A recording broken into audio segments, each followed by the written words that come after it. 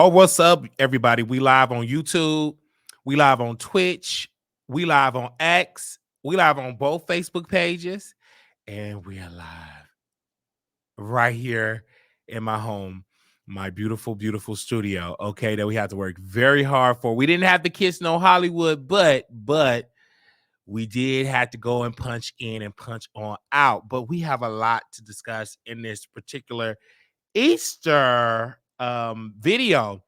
And I'm not about to get up in here and be so spiritual when it comes to Easter. Because first of all, let me tell you, Easter is another day. All right. Y'all take, especially us black folks, we take, Resurrection Day, and we buy Easter baskets and we buy clothes. Listen, this was a regular day for me. Every day, and I'm not as so religious, but every day I wake up and I'm alive and I'm in my right mind. I thank God for Jesus. Okay?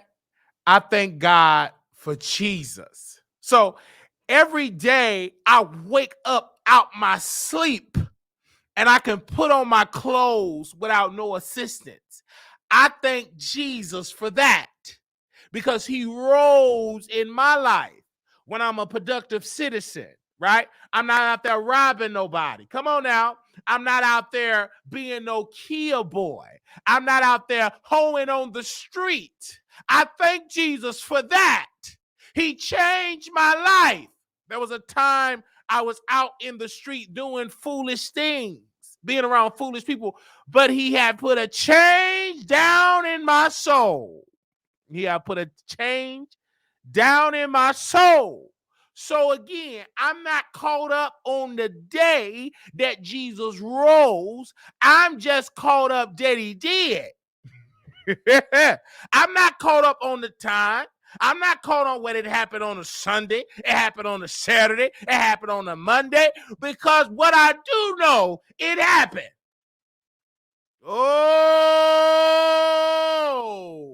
I know that. I know that. I know that. What he had prophesied to his disciples, that I will be crucified, but on the third day I would rise.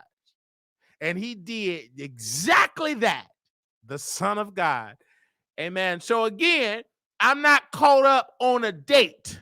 I'm just caught up that it happened. All right? And I'm so glad that Jesus died for my sins, that I'm yet able to sit here sin free. And by grace and mercy, I am here with you all today. So I'm not caught up on what had happened on a Sunday, it happened on a Friday, whatever day it happened. I thank God that he sent his only son for my sins, for my brother's sins, for your sins, for your mama's sins, for your daddy's sins, for your grandmama's sins, and your granddaddy. Woo! And I thank God for that. Type amen in the chat. So again, I'm not caught up on the date. I'm just caught up on that it happened. And I'm so glad that Jesus died, but he didn't stay in that grave. He was too powerful. He couldn't stay in that grave. The grave could keep Jesus. That's the Son of God. You can't keep Jesus. Oh, no. He had to rise up out of death. Come on. Oh, don't let me get in my Bible. But we're not going to get into it because we got to get a little messy. But just give me a couple 30 seconds. And before when he was about to get crucified, it was about two thieves on that cross. And one of the thieves said, to Jesus, when you get there, remember me. Woo! And he died. He was crucified. Oh, yes, he was. But he got up. I don't care how much security. I don't care how many soldiers you got protecting Jesus. You cannot prevent and try to make God to be a liar. Because if God says it's going to happen, it's going to happen. You can have a whole battalion of your best soldiers. When God say on the third day that you going to rise, you best to believe that you in that wig. And them eyelashes is going to rise on the third day. It reminded me of Lazarus. Give me a second. And they came to Jesus and they said, Jesus, pretty much, you too late. He stinking by now. And Jesus he said to those women, show me where you laid him. And Jesus went to the grave. And he said to Lazarus, Lazarus. He said it with authority. He said it with power. And Lazarus got up out that grave. I don't care how long you've been dead. When Jesus said, get up, you're going to get up. And let's move on. I felt that right there. And now, okay, we got a little church here. All right, about to get a little ghetto. You see how quick you got a good message within 7 minutes? I didn't have to take your whole day. I gave you a word within 7 minutes, and everything in you should be quickened. Everything, if you were sick, you should be healed. If you got arthritis should be gone. You should be thanking God right now. You got a message. Now, we got to be a little messy. Paul, if you're in here, if you're not eating an Easter egg, eating no chocolate, I got to see you in the back. Where you at? I know y'all in the bushes. See, when you own and operate your own show, you ain't got to ask. Nobody, no executive. I ain't got to call nobody at Foxo and say, Foxo, can I go live at 10 o'clock at night and talk about my Lord and Savior, Jesus Christ? I ain't got to get from Foxo. I ain't got to get permission from Foxo to talk about Tyrese and that bald-headed head of his. Now, while I was in my sleep minding my own business, I was thinking about brother Tyrese. This brother is on the screen because today he was disturbed because he put out a lie and said that President Joe Biden replaced Easter with Transgender Visibility Day. And if Tyrese would have did a basic Google search, just a basic Google search, this day has been going on since 2010. But because he's black, and he's one of the black folks that don't read, he's one of the black folks that don't open up a book and get the full information before he run and tell a story, he looked like an idiot. I just don't understand how y'all gonna replace Resurrection Day with transgender women. He didn't replace Transgender Visibility Day. That holiday or awareness has been going on since 2010. It just so happened to be on the same day as Easter. And what you black folks call resurrection and getting in all that debt. Your credit score needs to be resurrected. And the reason why it ain't resurrected because you too busy spending all that money that you don't have. Spending with them credit cards with the APR rate at 29.99%. Because you want to talk about Jesus rose on this day. You buying suits that you can't afford. You buying hair that you can't afford.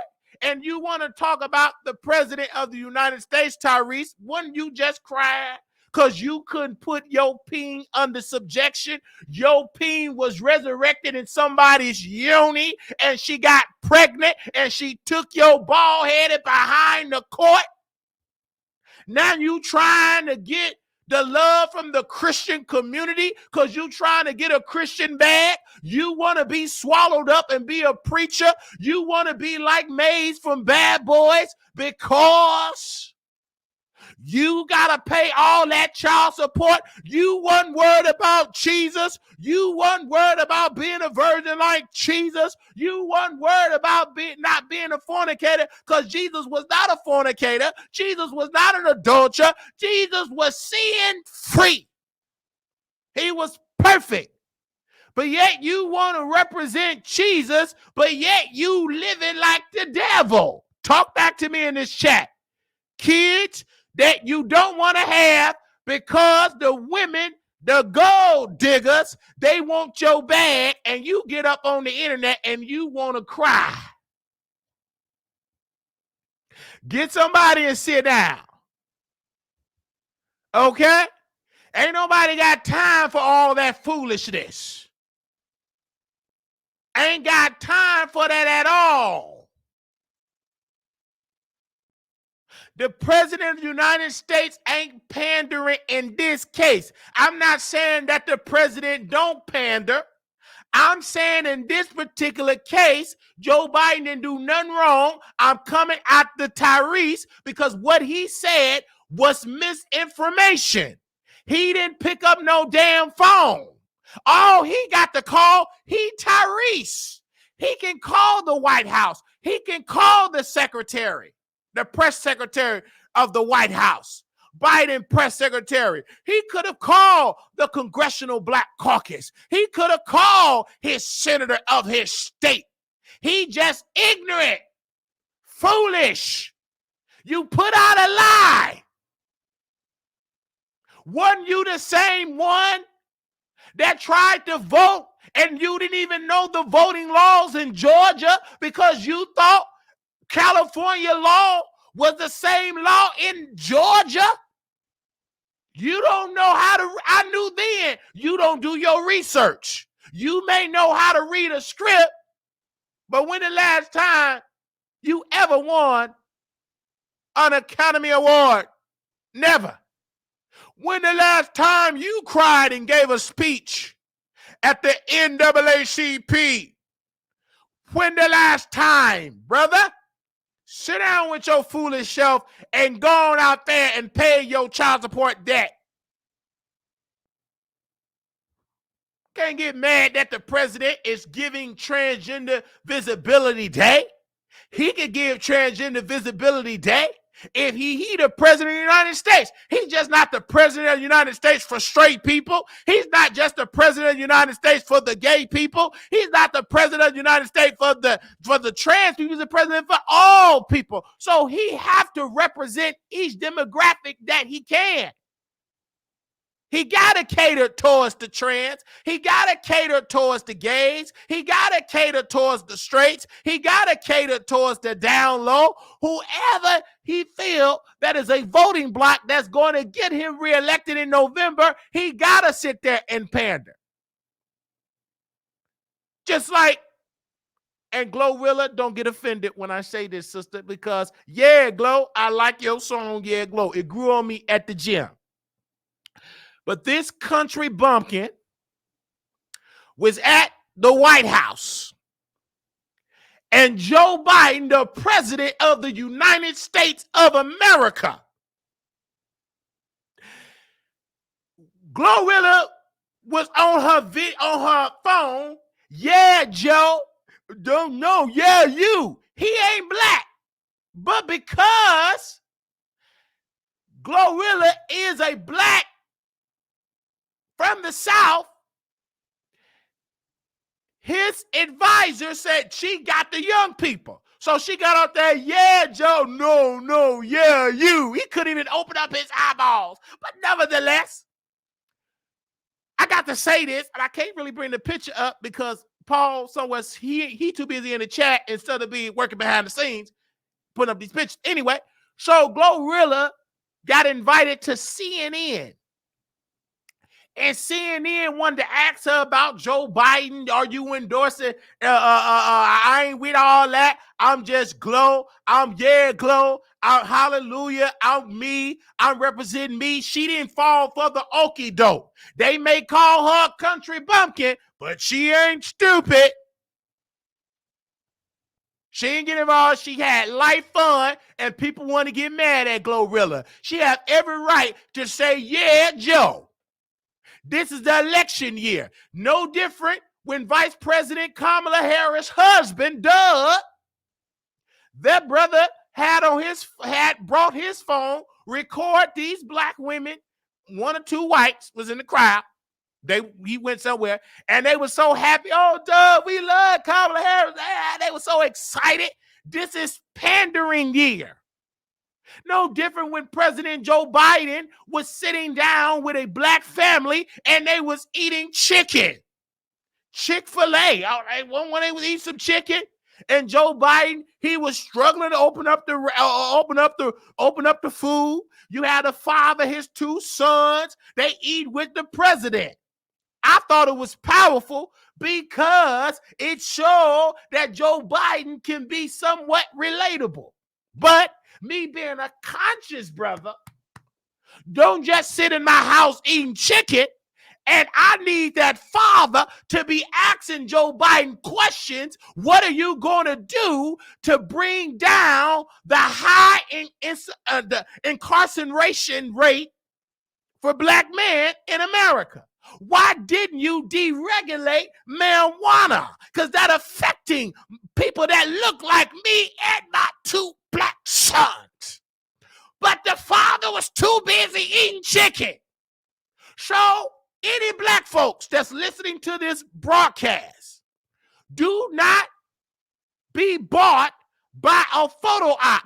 Anytime people of power sit in your home and eat chicken, you better ask them the real questions. If you're not that smart, get your phone or get somebody on the phone and say, Brother Wiley, what should I ask the president of the United States? I got a 10-minute dinner date with the president, and I can guarantee you I can write you down 10 bullet points that you can ask the president of the United States of America. Because since they want to pander, we're going to ask the president a question about A, B, C, D, etc.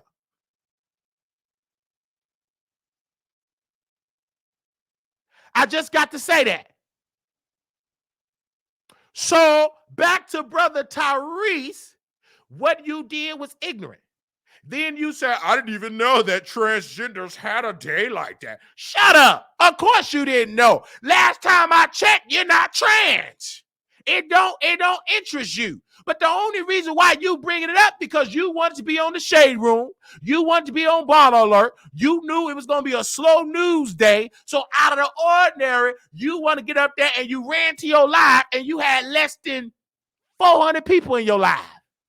You know why you had them less people? Because you went on that crying, being a beta, being weak, snotting all on the screen. You wanted black urban sites to post you because you was getting dragged because you was taking up for Diddy. You was taking up for them freak-offs. You was taking up for them pink cocoa bags. And then talking about, I just want to say, I'm just saying I am showing grace to Diddy kids. Well, some of the kids look like they was a part of the freak-offs. So get somewhere and have several seats. You got dragged. People start labeling you a pedo defender, and now, come on, you want to go against the trans community. Have several seats, sir. Respectfully, you out of order. And it take a man with glasses on, with a champion shirt that is clean.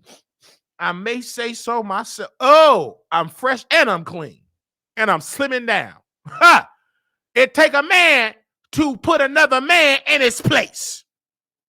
And I'm calling you up to call you out like my sister Monique and daddy will say on Instagram. And we praying for Monique because she had some thyroids in her neck. It wasn't just fat. So we praying that everything in there, that it comes out and that it heal her body completely, down from the crown of her head down to her feet. Now, Tyrese, I tag you on Instagram. Now, my followers, because I told, and I'm telling them, we got 126 people. Make sure y'all like the video right now. 126 people that are listening to this broadcast right now from around the world, all over the world. People are listening to this video. And I need 5, 10, 80 producers to bombard Tyrese DM and to send Tyrese this video. I need Queen to send the video. Pretty Handsome, send it. Love Maria, Latavia, Quiet Storm, Lee, Brand New, Latavia, Donna, Lee, Crystal, Paul, Say It Ain't So, Aaliyah, Proud of Me, the Wendy Williams caller, the producers, the B&B squad, Hollywood executives, the Bay squad. Everybody need to be sending this to Tyrese. The Charlotte, Flower Child, Beautiful Child, and whatever the F else. You got a long name, so you definitely send that to Tyrese. And send me a donation for reading that long name. Jada, that's on X, out there in Houston, that want to get a job over here at the Wiley Show. You didn't see that to Tyrese? You look good. Put on your best wig. Put on 3 shades of makeup. He'll do it. I just want y'all to like the video because we live. Y'all know how it operates. Y'all got to like, and share. Okay? Pretty text me, said, "A live on Easter. I love you so much. Thanks for the Easter treat." Okay, I thank you because again, I was asleep. And before, Tyrese, let me tell you why I'm talking about you today, player. If you don't mind.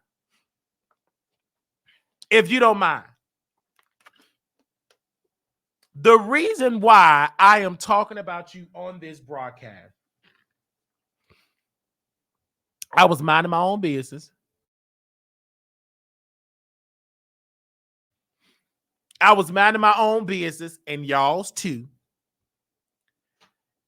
And I got up, went to the gym, and I saw this, and I said, okay. But I said, I'm going to take a break because it's Easter, people eating turkey with their family, macaroni and cheese, getting cholesterol. I went to Walmart. I went to the gym, worked out, went to Walmart, went and shopped, got me some items, stocked my refrigerator up because my job said they ain't no longer giving out free breakfast and lunch no more. So we got to buy our own food. So I went and stocked up my refrigerator, got some, drinks to drink, so a little Gatorade, some desserts, so I can eat a full Corbin. Brought me some breakfast so I can make my own eggs and make my own bacon. Did all that. Worked out, took a shower, came home, put on my groceries. I was listening to an artist because a producer sent me an artist that I should be listening to that she wanted me to bring on my show. This lady is called Sheila B. Sexy Jackson. Sheila B. Sexy SEXI Jackson. And so I was listening to this woman's music. I'm like, because my producer, somebody sent to me. I said, okay. I told my team, okay, let me listen to it now while I'm cleaning up and everything. And one of my records. I love 2 songs that woman. I love about 3 songs. But How Do You Want It? I'm in love with a married man. Please don't play no games. I'm in love with a married man. And then she did like a remix. So I love the song. But nevertheless, I said, okay, she did better streams than my former favorite celebrity. So I said, okay, let me listen to her. I said, oh, this lady is nice. Like okay. Like a 40-year-old sexy red. Okay. So I listened to her music and I said, all right. Then I eat. Then I go to Stars. I went to Stars and I saw this show that was featuring this Mexican family or Latino family. And I want to get the name of the show. If y'all don't mind me getting the name of the show, I forgot the name of the show that quick, but it comes on Stars. It comes on Stars. It's a Mexican family, and the mama was gay, was married to a woman, and the daughter didn't know, and she's gay, and she had a bar, and she passed away, and now the family is trying to sell with one of the oldest daughter trying to sell everything. So I was watching that on Stars. I think I'm on episode 2 or 3, but in episode 1, if y'all know the name, Google it really quickly. The youngest daughter, they were at the funeral at the repast, and so her ex-boyfriend, childhood ex-boyfriend or whatever, he showed up with a new woman. So long story short, in this series, I'm just watching because it just popped on after I got through watching something else on Stars. So, what is this? So then she went downstairs and they were talking or whatever. And next thing I know, this man, while his fiance is upstairs, he eating this girl box, eating this woman's box, eating her box on the stairs. He dropped the broom, okay? And he was eating the woman's box. Then he proceeded to go, get it in with her. He was tapping it on the staircase in the basement. I said, wait a minute. I didn't know Mexican people get down like that. But then again, I had to wake up and say, hey, Mexican people have the most, they're the highest. I mean, they're growing in numbers very, very high across the world, especially in America. I mean, getting it in on the staircase. And she didn't even know that the guy that their mom was married to a woman because she just thought it was just woman. So I'm really, really enjoying this show. Then there's one Mexican woman, or she speaks Spanish, right? Their neighborhood is getting gentrified. So she's an activist and she's telling the white people to get out of her neighborhood. So she's spray painting stuff. She's blogging, cussing them out on her laptop, on her YouTube blog. I'm like, this show is really, it just reeled me in. I was watching. I was intrigued, like all over. Like the show was really good. And then, like I said, the oldest daughter in the broadcast, she's gay too. So she was getting in with her woman. I don't know the girl. And then she proceeded to take off her undergarment, and she proceeded to stand up over her woman and got on the woman's face, and the woman started to eat that was on her face. Talk back to me in this chat. So I was real near, and once I relieved myself, I had a good old sleep. And so once I went to sleep, I slept because I literally got in the house and blah, blah, blah, and I ate some fish and everything out the box, and literally saw fish, eating fish, and I went to sleep around like 6:30 p.m. I was knocked out. I slept so good, bought some new fitted sheets because my old sheets got messed up by Ted Lee from Chasing Dallas. And I had to buy some new sheet. Black stuff on the sheet was mad, and I'm trying to get the black stuff off, and I destroyed my sheets. So I had to go get some new fitted sheets. So make sure y'all donate to replenish my accounts. I had to get some new fitted sheets from Walmart. Did that, took a shower, I oiled up, and I went to sleep. And I said, ooh, I'm energized. I'm up. So what should I do? I cleaned the house up. I got stuff in the laundry. I ate me some food, some dinner, what else better to do but to go live and wake up these YouTube streets? So I said, I'm going to give the audience a treat because Lil Maria, she DM'd me, said, Wiley, you going live? I said, no, it's Easter. I'm taking a day off. I went to sleep. But when I woke up, it was something on the inside of me, Renetti, godly, goodly. And I said, I got to entertain the audience. And I got up. And see, when I did that, it felt good because when you own your own show and you have the authority to go live whenever you feel like going live, because we don't delete no videos over here. We create new live videos, but we will give you some replays. Ain't nothing wrong with that because I own it. We ain't doing no massive deletion suite trying to be accepted with mainstream media, and on the platform mainstream media is only temporary. They're about to delete it really soon. On this show, we are happy. We're creating and entertaining thousands. And we ain't out there crying on our YouTube channel like Tyrese for a click of the view. We ain't out there crying about women in our life, fake tears to go viral. We ain't out there doing photo ops for the gym. If either say amen or ouch. Say amen or ouch.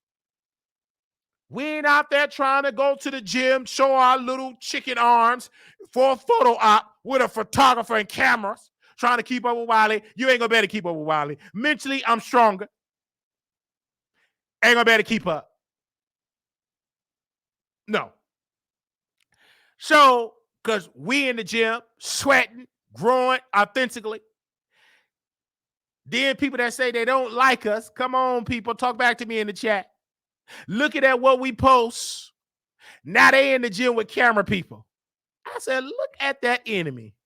That enemy will come in and try to disrupt you, and I got to rebuke that foolishness. You do all this trying to keep up with Wiley, but yet want to private all your YouTube videos. But don't worry, we on a massive campaign to get them eyeballs and ears over here at the Wiley Show. Every time they tweet something over there, we gonna get that information. We reach out to them and we are asking them, begging them, come on over to the Wiley Show where you are welcome. We all up through X. I said, give me them people information. I reached out to a brother today. He said, this is bad. Why are you doing this? I said, don't worry about that. With another man, privatization is another man public growth. I take you and guarantee you're going to be entertained. You're going to forget all about veneers. You're going to forget about it. You're going to get realness. It's going to be so real, you're going to be hooked. Come on over here. Don't worry about that. Let them be over there because they're going to be back begging you to come back and watch them. I give it about 6 months. 6 months. That's going to be gone, and they're going to be begging you with 55 videos a day because that check going to get low. Excuse me 1 minute. The spirit is leading me to go here. I don't understand if you don't want to hear this. I don't care. Go home. Go to sleep. I'm up.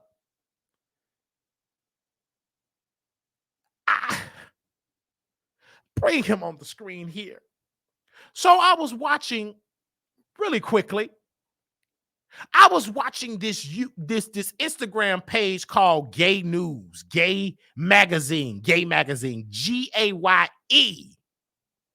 So fucking Aniva and T.S. Madison came to fucking Aniva brunch in Florida.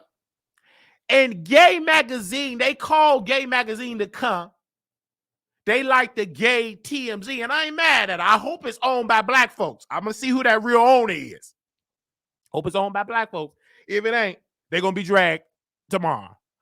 But they interviewed fucking Aniva, and they asked fucking Aniva, why did he do he regret leaving Fox Show? And he said the reason why he left because he wasn't appreciated financially. They wanted me to do more, right? And then he lied and said social media boosted up like it was a beef. This is why Gay Magazine that reported that did that, you need to be fired. You queen, you dusty queen, you didn't do your job. Because if I was representing being a guest correspondent of Gay Magazine, I'd have said, sir, with all due respect, fucking Aniva, you did drag Claudia. You talked about Claudia. You said that Fox Soul is a sinking ship. What's your thoughts on that? It wasn't the online drama. It was you that was criticizing Fox Soul. You ran with the narrative that you're leaving Fox Soul, and you trashed the people on Fox Soul. And you said, quote, I don't have a problem with Flame Monroe. I got a problem with Claudia. I would have asked you them questions to see. This is why these so-called media folks are weak, lazy journalists. How you couldn't go back to the T? The T is on the internet. And bring that to that brother, because he tried to put it on us that we call this beef between him and Fox Soul. It was you that caused that beef with Fox Soul. We didn't know it was beef. Turkey or beef. We didn't know none of that. We only was aware of it because of your words, sir. Funky. I would have got so deep outside. He wouldn't answer my question. He'd have kept walking. And then T.S. Madison was talking about, she was rapping, you know, Kaya Records and being shady. I would have had a whole lot of questions about her, and I would have brought Oliver on the outside. See, Oliver, you know why I don't F with you, and I'm on my way to Atlanta, and I'm going to address you publicly, because you know I ain't weak at all with no security. I'm going to look at you dead in your face with that gray vacuum cleaner dirt on your head. And I said, you stop being weak. When you took that picture, Oliver Twist, with T.S. Madison, I'm through with you, because you weak, brother. This is why you are always getting robbed.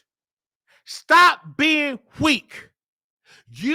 I would have came to you with my camera, with the Wiley Show team. Sir, so is it all good now? You do know, did T.S. Madison give you a check for you help write that song for Renaissance? Did you recently hear that T.S. Madison threw shade on her new show and said that you got one of her laptops and she want it back? That she want all her hardware gear back? Do you care to comment? She said it right there with her co-host, Craig the writer. They got a new podcast called Fag Talk. And they going on tour. What is your thoughts, brother? Talk back to me in this chat. I'm not playing no game with you all. And then, Love Maria, you said Oliver was on the circle, but did he get paid Benjamins? Did he get paid? I don't care if you was on the circle, on the rectangle, on the square show. Did you get paid fairly? There's plenty people on plenty shows. Monique was on the greatest show ever on television called The Parkers. And she didn't get paid fairly. She's fighting court right now for her just due. And they still making money, and told Monique and her team, we didn't make that much money with the Parkers. And that's the problem with Oliver. He like to brag about things. I don't want to brag. I want to brag when it's really bringing me money. Ain't nothing wrong with bragging. Let me correct that. Nothing wrong with that. Talk about your accolade. But it take a time out. Okay, when this money gonna come in? Because last time I checked, you can't be just bragging about you did something if you ain't getting the check. Talk back to me in this chat. I don't play this game with that phony, fake stuff. They too fake and phony.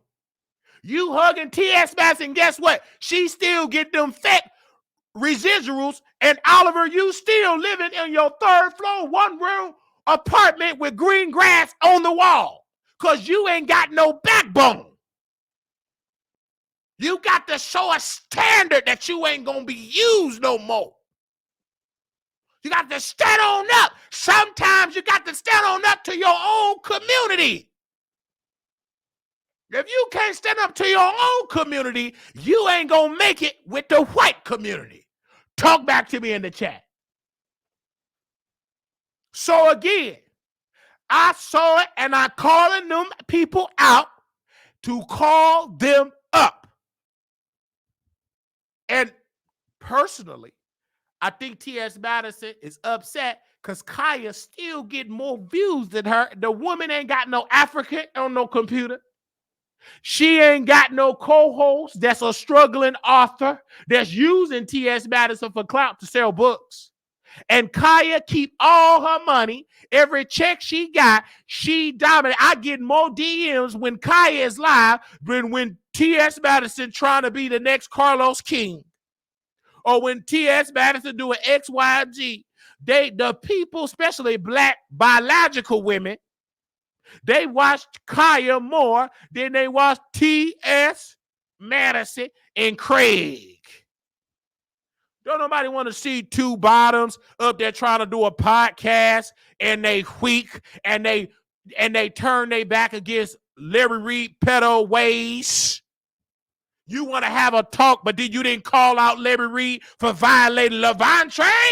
How can you try to talk about Diddy, T.S. Madison, when you didn't even talk about your own person in your community? Larry Reed, shut up with your foolish self.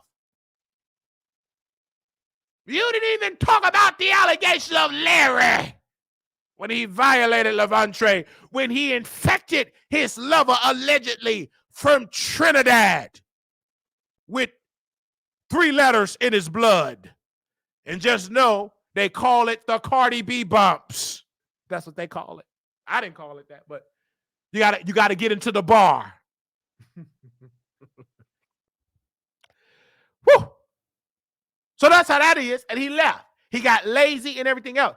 And I'm praying that people that say that Wiley ain't making no sense will watch that interview. They on the same plantation, getting worse treatment. I just got some in my DM about the treatment that they facing there. Bad treatment. They thought the green was green on the other side. It ain't. You have more power on your own platform. People gonna criticize your personality.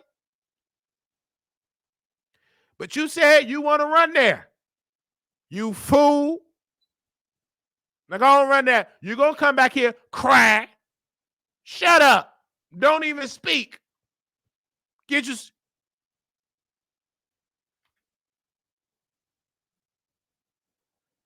Shut up. Don't speak.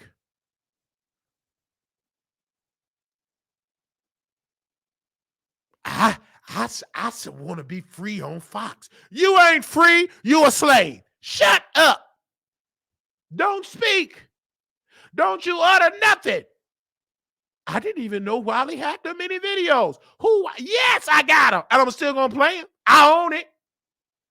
All that foolish, stupid talk you talking. Don't nobody want to hear them stupid story time. Shut up. We don't want to hear that. Them stupid tears. Give us a real story time when you painted your man on the first day. Give us that story time. We want to know about the women in my life. Shut up. You dragged the women in your life. You stole your mama credit card. You didn't care about the women in your life. You still don't. You want to be one, but you don't care about the women in your life. You still got mommy issues. You ain't over that. Shut up. Stop that line.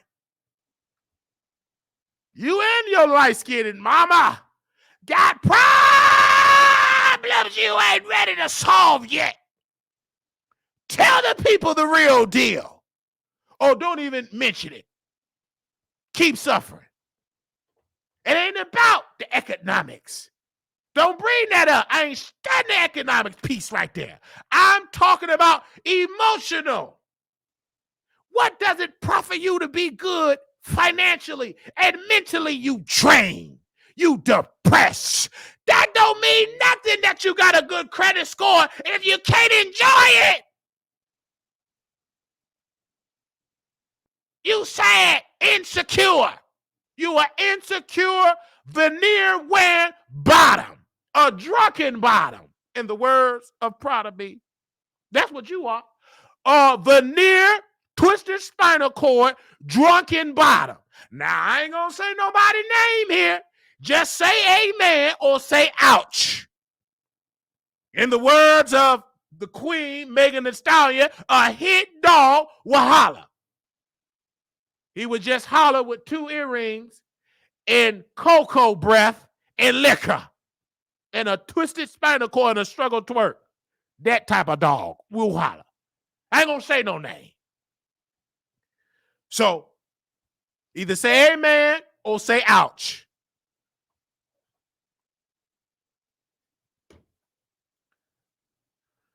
So they can't say, well, he got this person name in the shut up. I'm trying to help you. Come on over to the Wiley Show. Get you some real entertainment. We ain't fake. We ain't trying to be Hollywood. Now, we'll dress better. There's nothing wrong with dressing better. But, baby, I'm still going to be me. Now, wait, Jada, I got to say this, Jada, because you're the only one on X. Shabbat high. There's nothing wrong with success. There's nothing wrong with being successful. But we're not talking about success. We're talking about arrogance. We're talking about being nasty. We're talking about trying to talk down to people that you think that you better of. That is what we're talking about. Give a damn about you so-called successful. It's about your nasty, stinking attitude that needs to be dushed. It needs to be cleaned out like that rectum. I'm talking about that.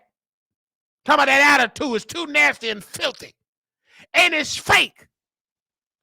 You ain't that advanced in Hollywood still concerned about what Wiley say. It's 22 viewers on X. Send that on over there. You try to be like Nicki. You see how that did. Only thing Nicki got was a sold-out tour in debt and a S.O. boyfriend, husband. That's what Nicki got. That's all what Nicki Minaj got. A sold-out tour that she got to pay the loan sharks and a S.O. ankle bracelet baby daddy.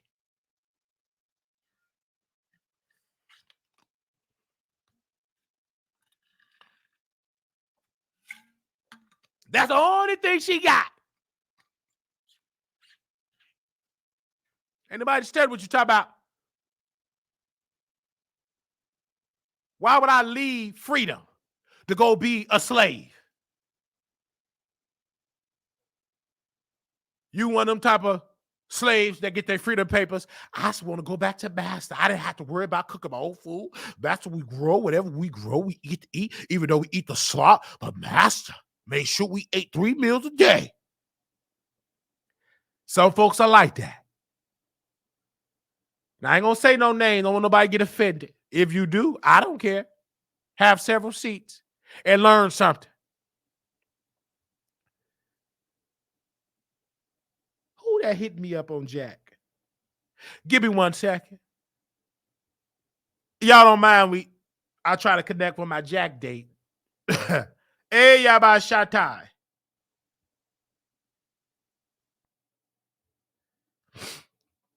You don't mind that I'm unbought and unbossed. I think that's how that goes. Is that Shirley Chisholm book? Don't get it twisted. I love watching Wiley while I reset for my Monday. Well, while y'all reset for your Monday, some of y'all got paid and you spent all that money. Make sure you spend some money here. I should be sending some cash apps. I should be sending some Zelles.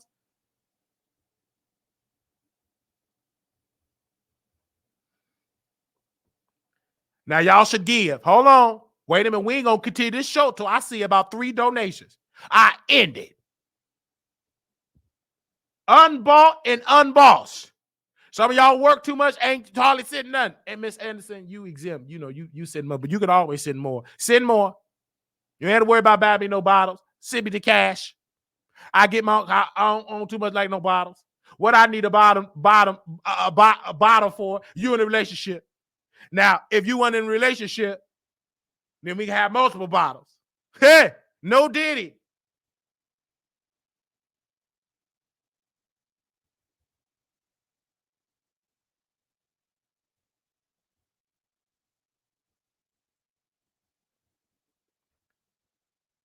I'm ready.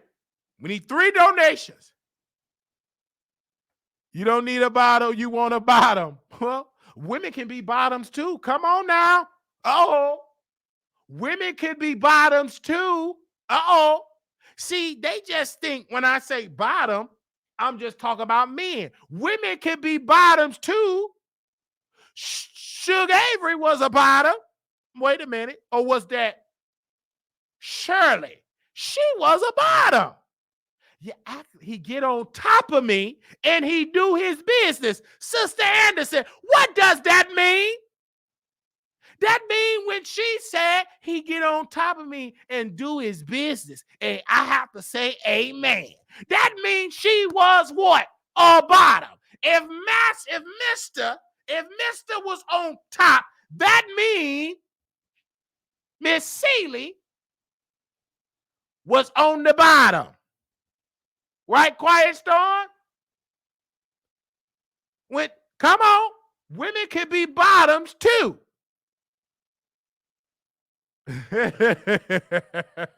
Y'all ain't ready for that type of teaching.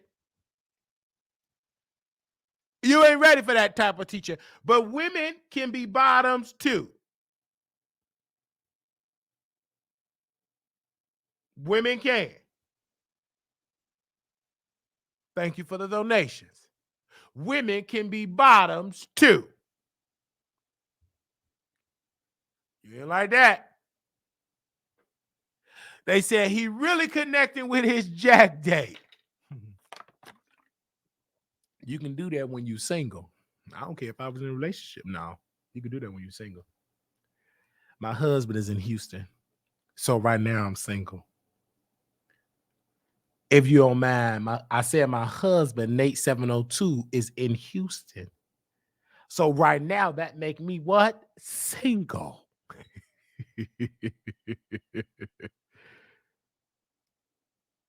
Oh, you gonna send me $10 for lunch? They ain't feeding me no more.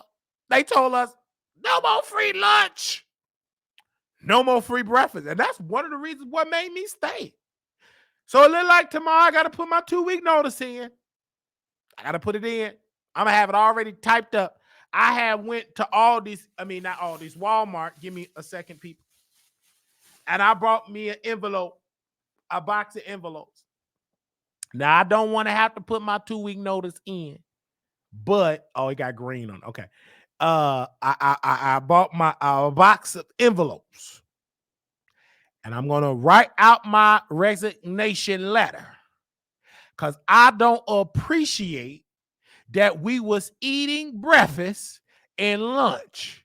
I don't make nothing but $13.50. I signed up for that. But one thing that was grateful, that at least you was feeding my belly. And so I wonder would I have to send my resignation letter.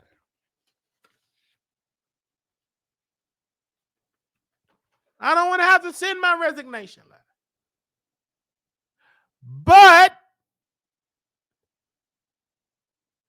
$13.50. But I signed up for that, Sister Anderson. But one thing that I love that you told, we do feed the staff. I said, okay, cool. I ain't got to worry about buying stuff every day.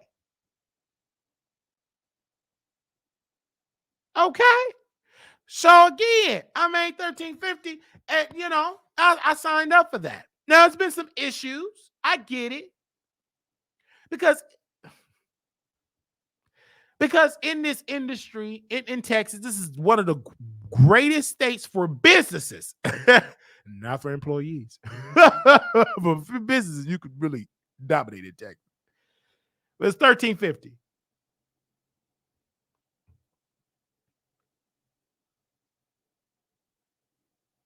Okay.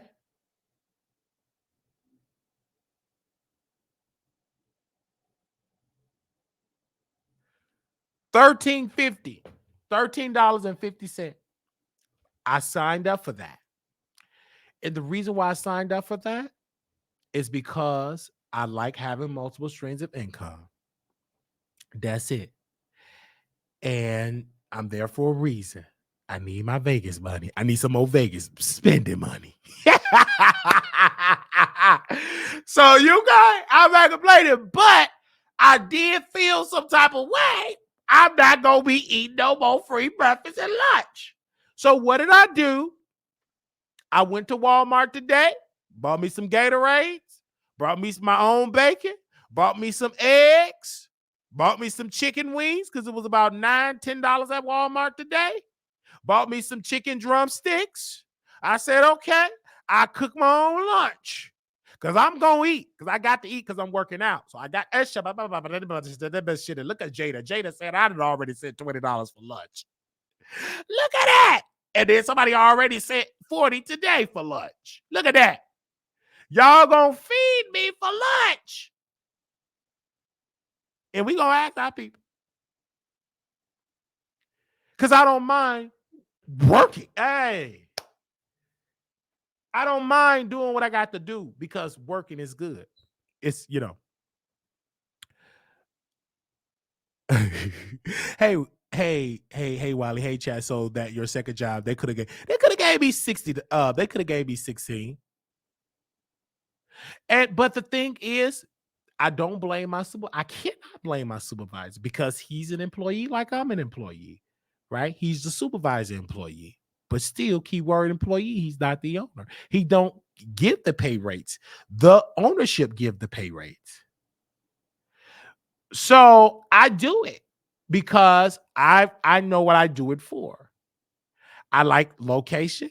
I like that I can run. I like that I can walk. I like that I don't have to be a full-time, caregiver because it's challenging doing that type of work. So I do it in another type of way. But also I entertain. The schedule is great that I can still entertain after 3 p.m. every day if I wanted to. It's great. But companies, they was feeding, doing fine all this time. Now when I start, the dinner and lunch stop. No more. And they said, you can still eat, but what's ever left, you can have.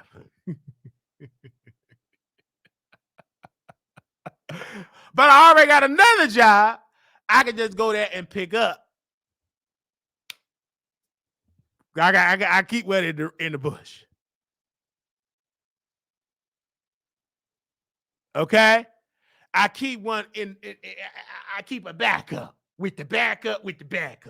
Because I was at my backup job yesterday. Story time. So I was in the car with this beautiful white man. And this white man was my Uber driver. Uber driver, right? And he was taking me to work. And I'm putting on the Wiley Show. He's white, good looking. When you good looking, I got to entertain you. Now, if you kind of ugly, I'm going to pretend like I'm listening to Unball and Unboss on my headphone. But you ugly. I don't want to talk to you. But he was a good looking white man. So I'm talking, and I said, this is what I talk about. I said, 9 out of 10, he know about some Trump. Just by looking at him. He looked like he knows something about Trump. So I start talking about, he started laughing. He said, man, this is what you talk about on your show? I'm going to have to subscribe. I'm going to have to subscribe. And he subscribed. He followed me on IG. We was on Station Head. It was an amazing thing because you got to know how to network.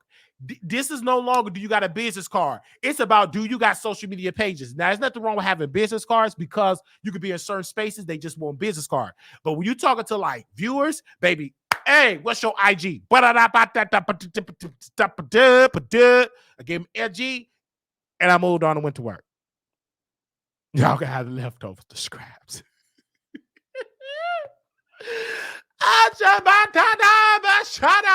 Yeah, they told me that in the meeting.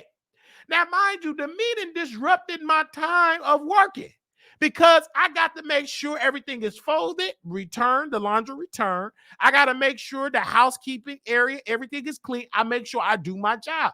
I don't be on my phone. You know you do your job when your battery is not dead in your phone. That's because I'm not on my phone. I'm doing my job. I only get on my phone when I'm on a break. So, and I rarely get to take, I take my break, but I make sure my work is done. I sit down and I eat for 30 minutes. It may be 30 minutes during the first couple of hours or later on in the afternoon. So, but this type of the time we had a staff meeting, right? And this particular staff meeting is not the typical staff meeting I'm used to going to. I'm used to going to a staff meeting. It's about 20 minutes. This staff meeting it lasted almost an hour. I said, okay. And I still had about a couple of loads to return because the reason why I was hired, because when people were doing the laundry, they wasn't returning these people laundry correctly. So when I came in, we resolved most of all of that where we wash, clean, return. And I do it the same day because it's best to do it the same day so nothing get lost in translation. Nothing get lost. You return it. So I have a good formula, good system, everything's good, but the meeting threw me off. And so I still returned, and I wasn't looking at my phone. By the time I looked at my phone, it was about after 4 o'clock. I supposed to clock out at 3:30 because my supervisor said this company, they don't do no overtime. You got to get permission from the supervisor. So I didn't look into the phone. I didn't know it. I'm just working. But yet he was still giving me other things to do.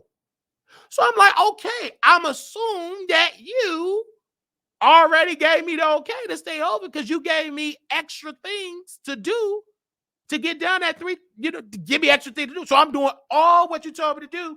And it was about 4. So I'm texting because I communicate in text. I put everything in writing that I do in text, everything. I'm a writing girl.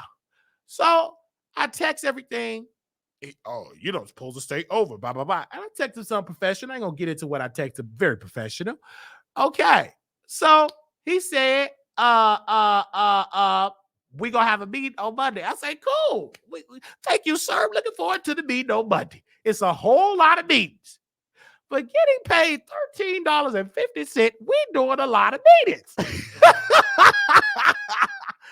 don't see the need for it, but okay. I just hope this meeting ain't no 1 hour.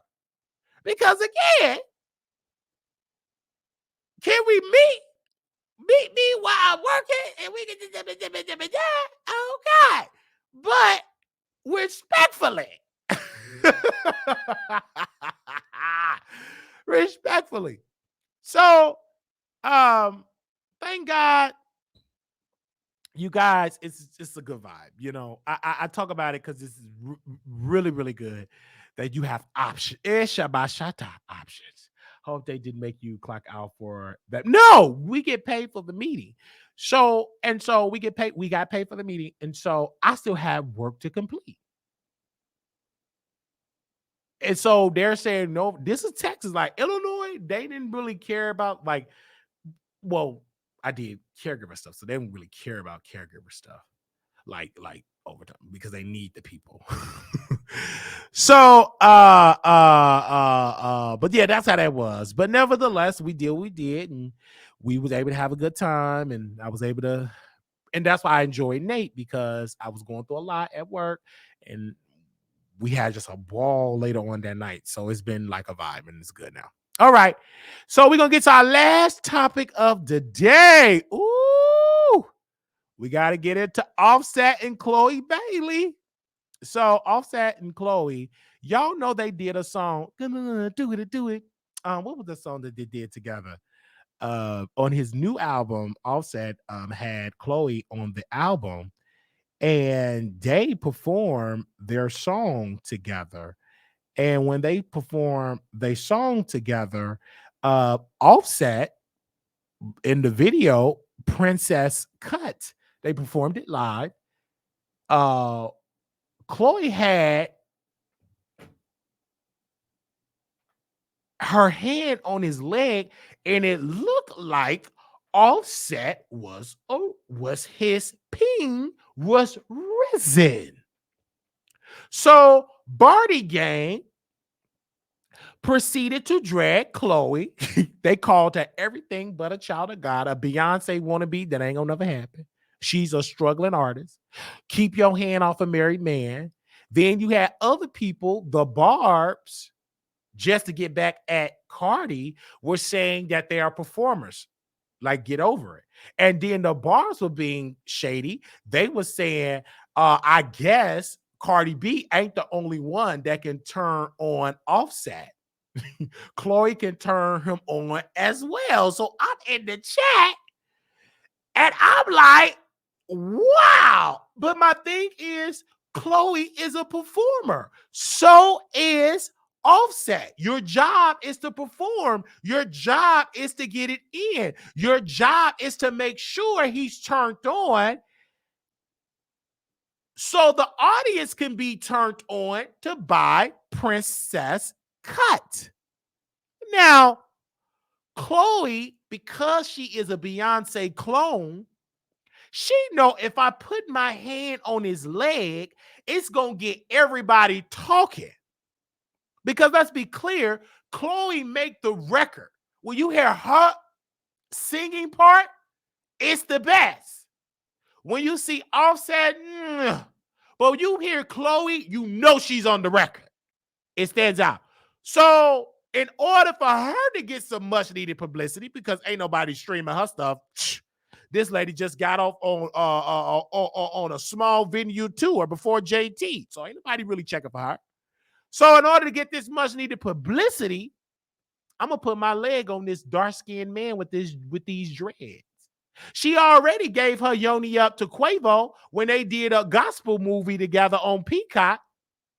They did a whole praise and worship gospel movie. And then when they said cut, she went in Quavo trailer, allegedly, and gave Quavo that good old Chloe Bailey yoni.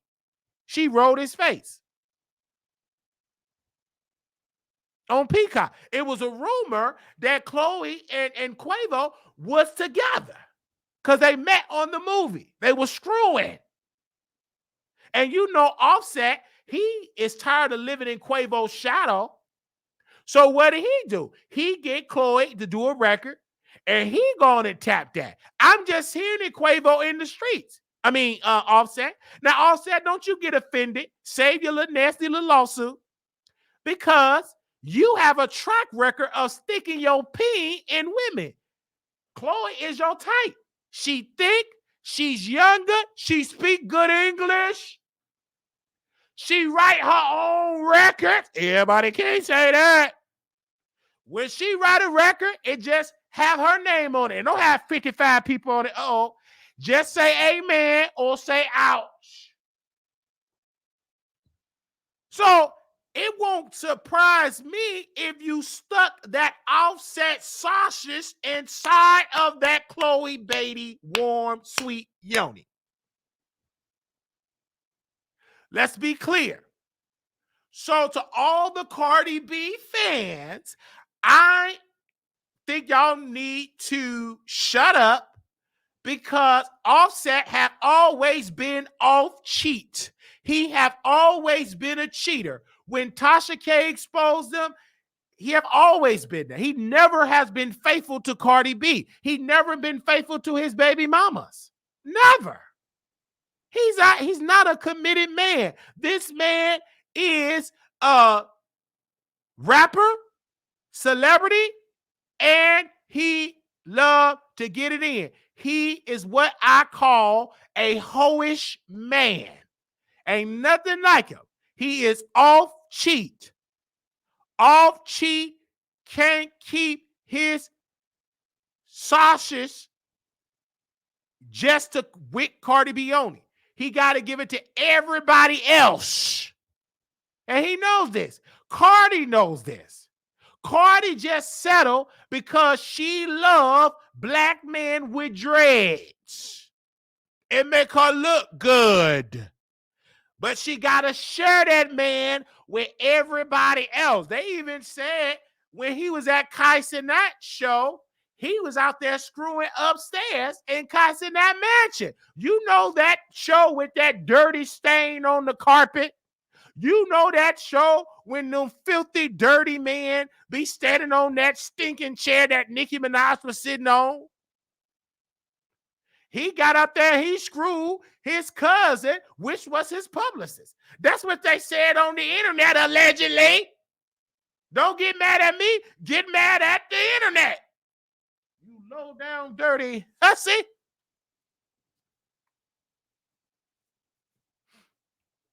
Don't get mad at me, get mad at the internet, you heifer. So, in my clothes, Offset should just divorce Cardi B. Now, I'm a little jealous. I'm jealous because I would want to screw Chloe, but I got to settle for EBT Shaquita. I got to settle for Pookie and Ray Ray with dirty fingernails. I cannot wait to be wealthy with dreads and wear expensive jewelry, clean white teeth, so I can be screwing people like Chloe Bailey and her sister. But because right now I am economically not at the level yet, so I temporarily have to screw EBT Section A recipients. But in the next 6 to 8 months, my economical status is going to change for the greater. And when it changes, I will be able to do it, eat it with the Chloes, hell, with the Cardi B's, with the Nickies, with the Gabrielle Unions.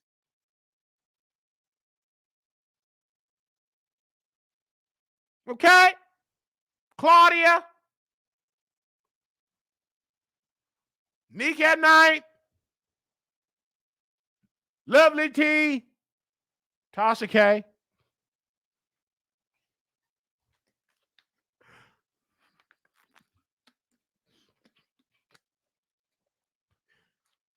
Especially Neek.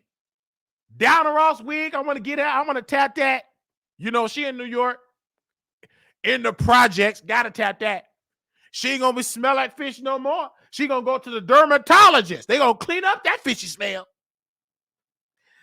And she gonna be wearing some better wigs.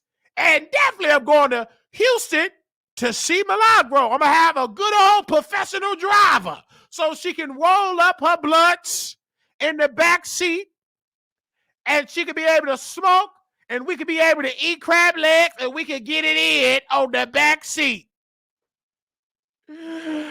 Thank you all so very much for watching the Wiley Show. Little black boy, you're beautiful. Little black girl, you are enough. When times get hard, always remember to put God first. Do not forget the countdown of Vegas have started. In less than 30 some odd days, I will be in the flesh in Vegas on April the 26th to the 28th with Couture Bay, a colleague, a sister, a friend, and one of the co-hosts of Two Man and a Lady. We are doing a meet and greet for our audience, and we just linking up in Vegas, having a good time, drinking, gambling, dancing, smoking. It's going to be amazing, and I can't wait to see you there. We thank you all for y'all amazing support. This have been a great show. If you want to go to Vegas, please do book your room, book your flights, get in the car, get on the Greyhound, get on the Megabus, get on the train. If for more information, you can always WileyShowProduction@gmail.com. Don't hit me up unless you're coming. When you're there, just email me or call me or text, hey, Wiley, I'm here. I want to see you. 972-674-9462. Text me and call me when you there. Text me and call me when you there. When you pull up to Palace Station Hotel, you in the lobby, say, hey, Wiley, I'm 30 minutes and I get. Don't just pull up. Let me know you coming so I can be prepared, freshen up, so I can look good because I might be humping. I'm just letting you know. I'm a man, single man. I'm wild. So don't just pull up on me. Let me know. Say, hey, Wiley, I want to come and see you. All right. You got to give me time to freshen up, a little shit up, because I might not be at the Palace at that time. All right? So hit me up. Make sure y'all, now people that's in Vegas, y'all should already call off. You should already have some vacation time. You've been on for a year. Don't let me come there and you can't show up. You couldn't find a babysitter. Well, bring your kids. Bring them to the Palace Station. We can eat at a restaurant. Bring them. If you want to meet Wiley, you can bring your kids to meet me. We can eat dinner. Come on. We have lunch. Bring them. You just can't come out to the club and stuff like that because you ain't got no babysitter. You can bring your kids and stuff like that. Come on. And me and you can take a picture. You can have your moment with the Wiley Show. All right. You know, when we do our dope stuff, you know, you can't do it because you got kids. But for those that don't want to hang out, there you go. All right. Woo! Wasn't this a good show? Now, you know we got to beg for some money. Where's the Zales at?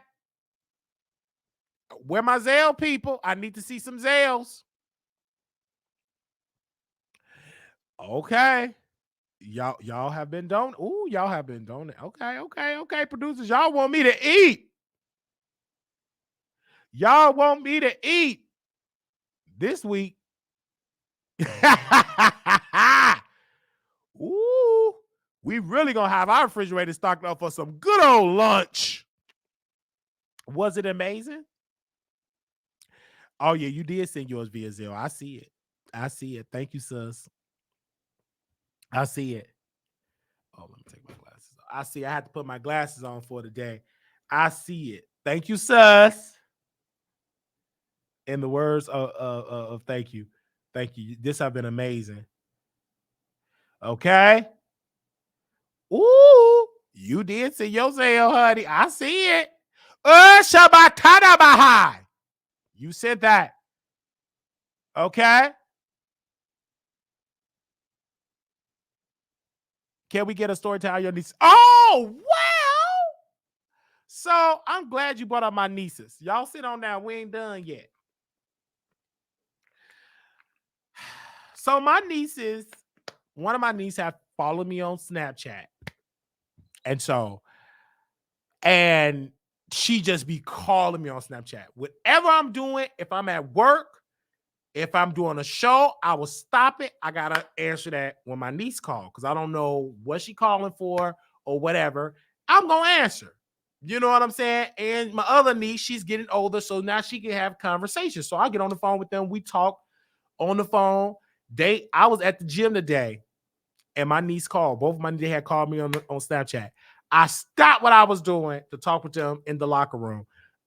And we were talking. It was fun. Then I talked to my mama. She's sweating, cooking, the same old, same. I'm talking to my nieces. They were telling me about their day. And it was just a beautiful conversation. Then I took a screenshot of that because I wanted to have it for my, for my files of these moments, so I could really tell her when she get older how sweet she was. Just when she get older, and she be trying to be about that life. So I was sending my niece pictures when she was younger, because on Snapchat I have all of these old photos back in 2016. My oldest niece, with my baby sister, oldest child, our relationship is a different type of vibe because she was born. I was there when she was born, and when I was going through my mental health issues, she was just a baby. Now she's 7, 8. I think she's about 7, about to be 8 years old. So about almost 8 years. That's how much growth I had in my mental health. So it's just amazing just talking with her, talking to my other baby niece. I love her. And I feel like now that they're getting older, it's like a better relationship. Like they're getting out of that. And then of course I'm distant. I'm the distant uncle, and we have a better in which I love this relationship. So my sister called and I was like, and I can kiki with my sister, and I ain't gonna get into the conversation that we be at. We go there, the type of stuff that I be talking about. I was like, why don't y'all come like during the summer? Y'all come for a weekend or a couple of days. So the girls, you bring the girls, and we all hang out and have a vibe. And bring my mama too. Why she can't come to Texas and we all have a vibe, and we come out and we party, and I'm to take the kids to Six Flags and take them to the zoo and just let them have fun, get them and let them see stuff out just outside of Chicago. Like this world is bigger, and that's like one of my goals for all of my nieces and nephews. And so I'm going to be reaching out to more of my other siblings for their children, try to get their kids to come. Now some of them have a lot, so I will have to do like two at a time, two, three of them at a time, because it's a lot of them, because I don't have the space for about 8 kids, and it's only one of me. So I will have to wait.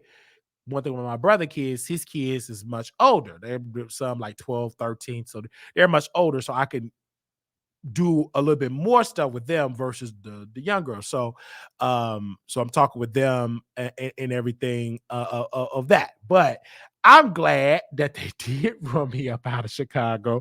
They ran me back into my dream to show them that life is greater, is more than the United States, than Chicago. So for they can see that. So I think that, even for my sister, so she can see, because she loves the hood. So she can see, brother, we don't live in the hood no more.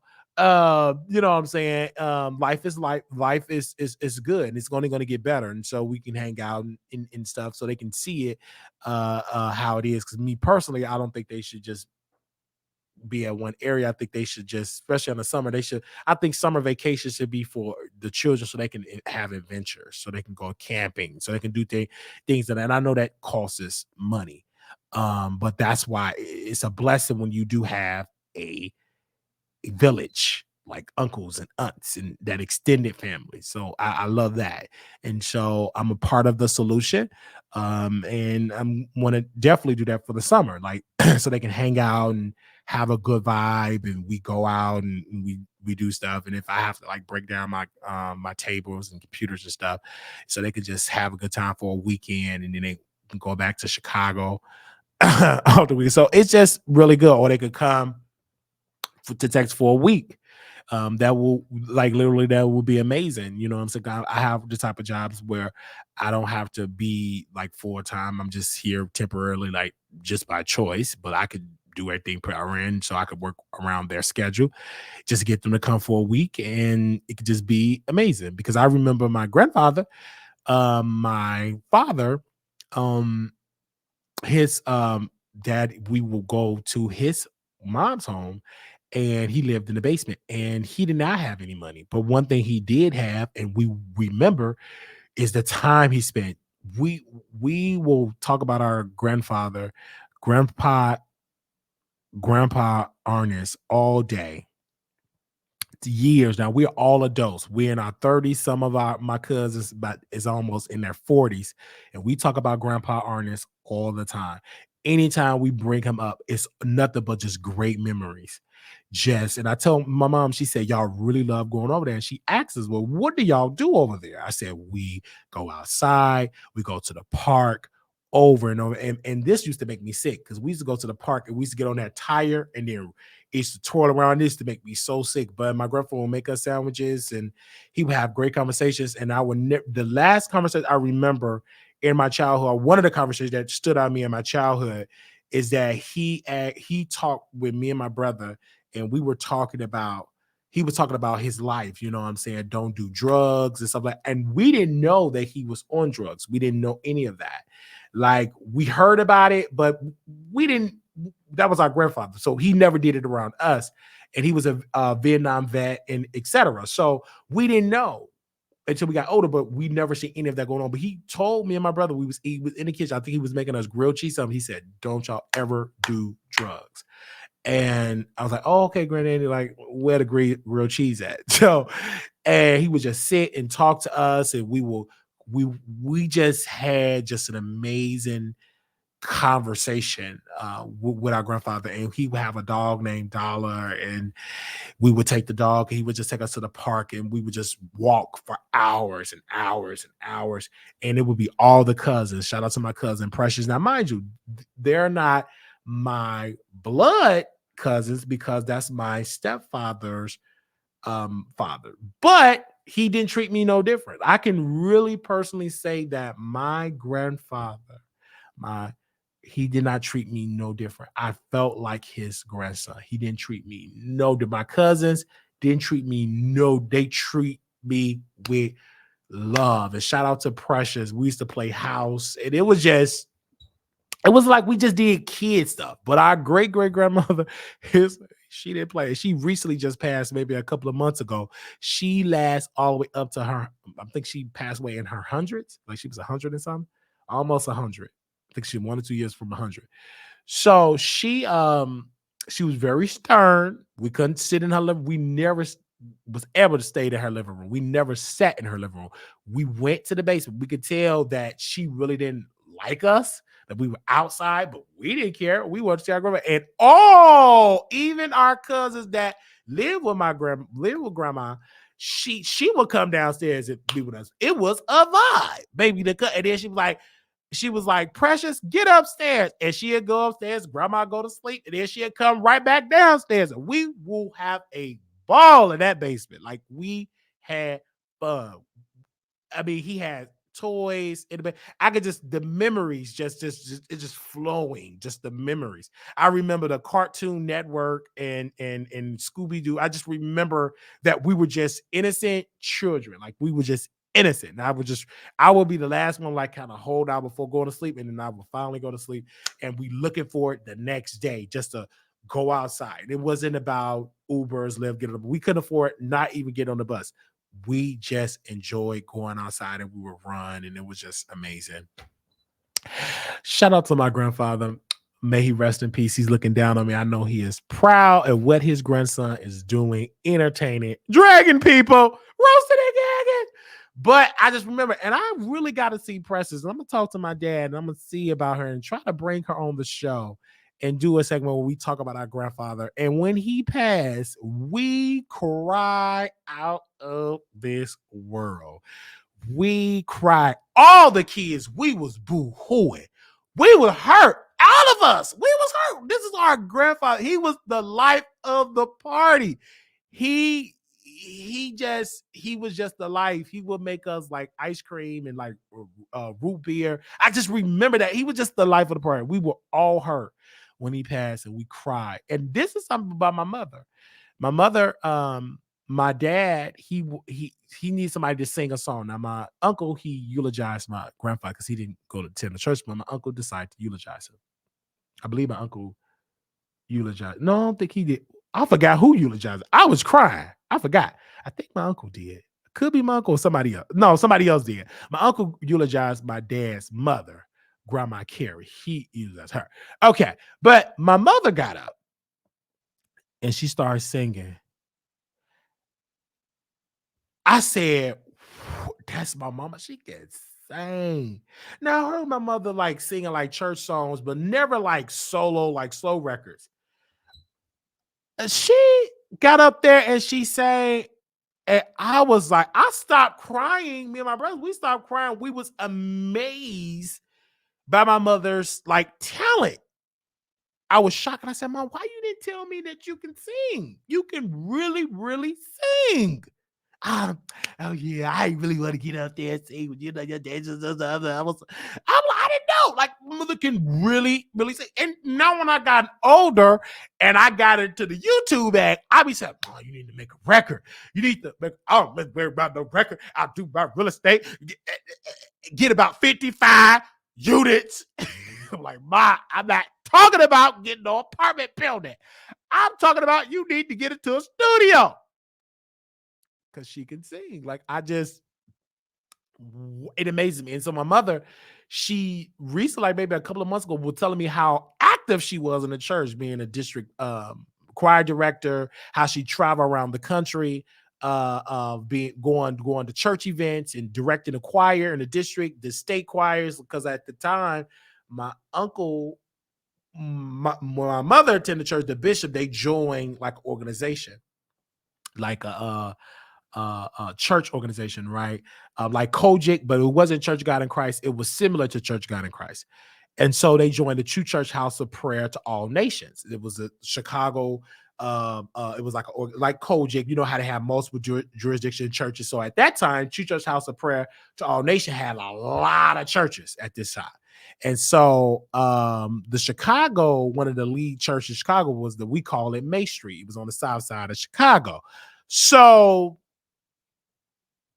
my mom was very active. I didn't know this because back when I was born, my mom was she was done with church. She wasn't a part of. We only went to church. Like today, since it was Easter, we'll be going to church today for Easter for the free stuff, and they won't see me and my mom and will see us until Easter or Christmas. She was one of them type of Christians.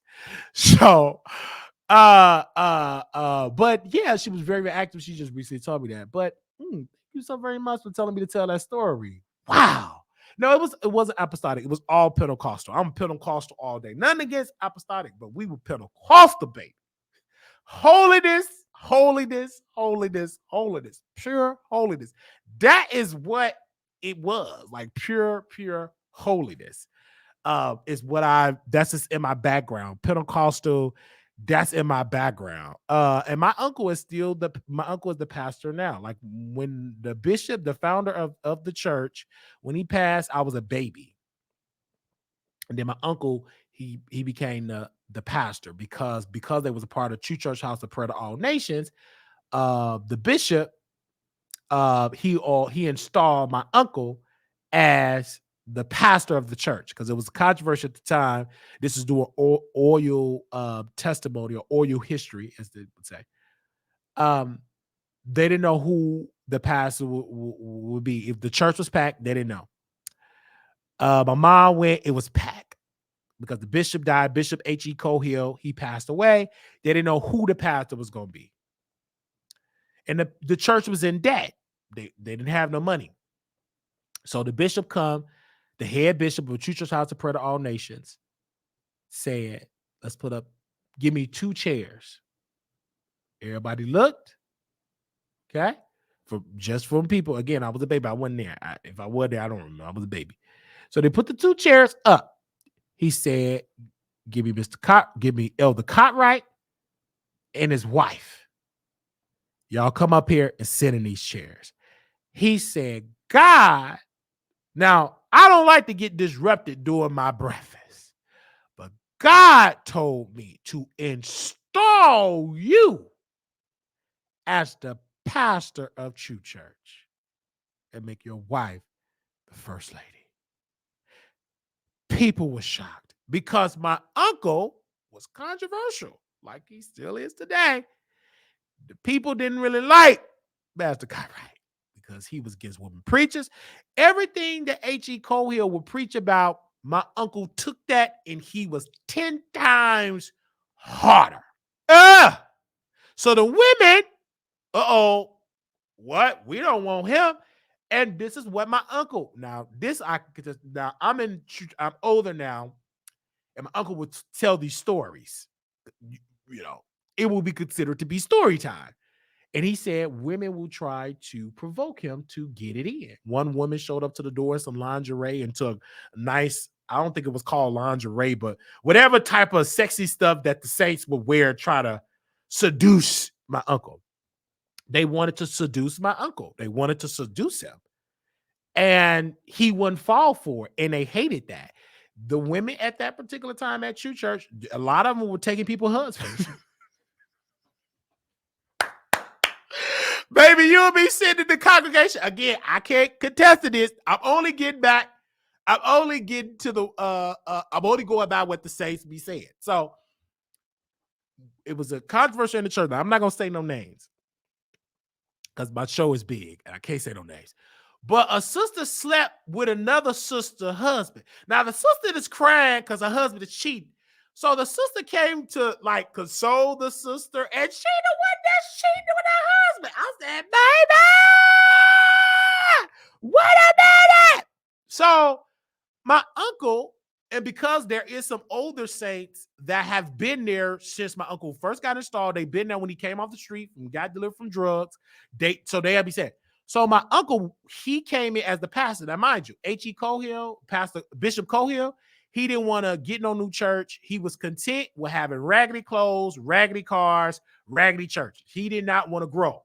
That was the vision for that leader. My grandma, time she was younger, she would go find better churches for the congregation. And Bishop Cohill was like, I look into it. I'm gonna call him back. Never call him back. So when he died, because they moved around just the one dump to another dump, but the church was packed. He had a nice considered to be in a storefront. So when my uncle came in, there was a new regime change. He said, I need everybody. This was controversial because Bishop Cohill would never do this. According to the saying, the Bishop Cohill allowed people to be treasurers. They have money, and a lot of them was spending the money. They didn't believe in no bank account. My uncle came. It was a shut-in. Now, the shut-in is that some of y'all call it a locked-in when you have to be in the church Friday, Saturday, Sunday. You got to fast for Friday, Saturday, Sunday. No eating or drinking for Friday, Saturday. All day for about 2.5 days, you ain't eating or drinking. So he made an announcement in the pulpit, I need every treasurer to bring that money back to the church.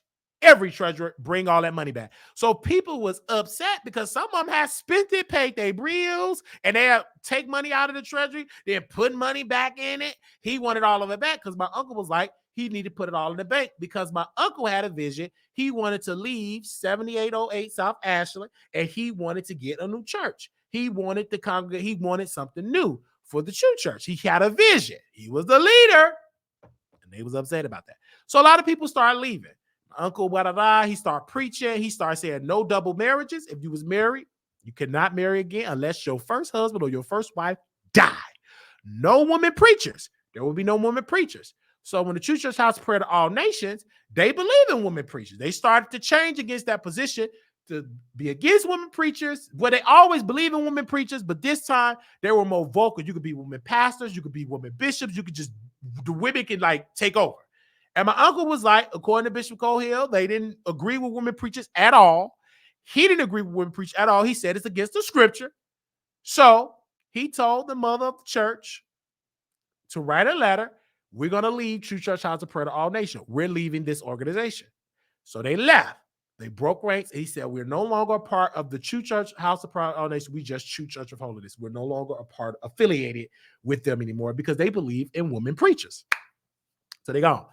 So my uncle started, so a lot of the families that was under Bishop Cohill, they left. They fled. They went from having multiple families to, they started leaving. So my uncle started getting people to join the church. They started leaving. He had to beg people to stay. They didn't want to stay. They started leaving, going to hurt. They left.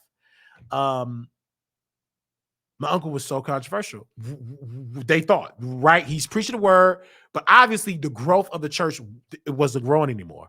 When Bishop Cohill, a lot of people was committed to Bishop Cohill. Once he got, they left. So my uncle said, we move into 5735 South Indiana. Mind you, I'm on a full-time member. I'm just going by what the saints were saying. So they moved to 5735 South Indiana. Now, at this particular time, that was the hood. It ain't like how it is now. Back in the day, it was bad and that it was terrible. But my uncle said, no, this is what we're going to do. And some people said they didn't want to do it. They left. They never joined 5735 South Indiana. They left the church. They didn't agree. They felt like my uncle was moving too quick, too fast. They left. And so he proceeded to go with it. And obviously, years later, he was correct because now the church is beautiful. It's not like a mega church, but it's way better than what it was on 78. He got the church remodeled with the church money. They was able to pay off the church. The church is not in debt. So my uncle made great business decisions for the church. Now, where the church, in my humble opinion, because I could say this now because he's my uncle and I know everybody that's in there now. I grew up with him when I was a little child. I'm an adult now, so I can say this on this particular show, is that there is no more growth for right now. My uncle is older. This is the first time in the history of True Church, the first time there is no minister. My uncle is the only preacher in the church. There is no assistant pastor. There's no elders. There's no ministers. There's no evangelists. There's nobody. There's maybe a missionary, but she cannot preach. They don't believe in women preachers. And the church got less than 10 members. This is the lowest that the church have ever been in memberships. I know everybody by name. I could count them on all the members. I could count them on this. I'm not going to name their names out of respect because my show is big and people be watching this show. The Saints be in the bushes because their kids be watching and they tell their parents and their parents be watching. This is the lowest. And I'm not trying to criticize my uncle because that's his goal. I don't think True Church of Holiness will have this massive membership growth until there is a new leader.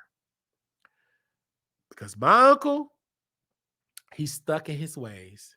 My uncle was in his 60s, about to be in his, I believe he's born in 1954. I believe 1954. I know he was born in the 50s. I think I'm going to say 1954 because I think he was born 1 year before Brown versus Board of Education. I think 1954, 55. Okay. Anyway, but he's stuck in his ways. There is no growth. The members that was there, that it was a little bit more. One of them passed away. Some have left. All the youth, and this is the main thing that I will say, and I'm going to close.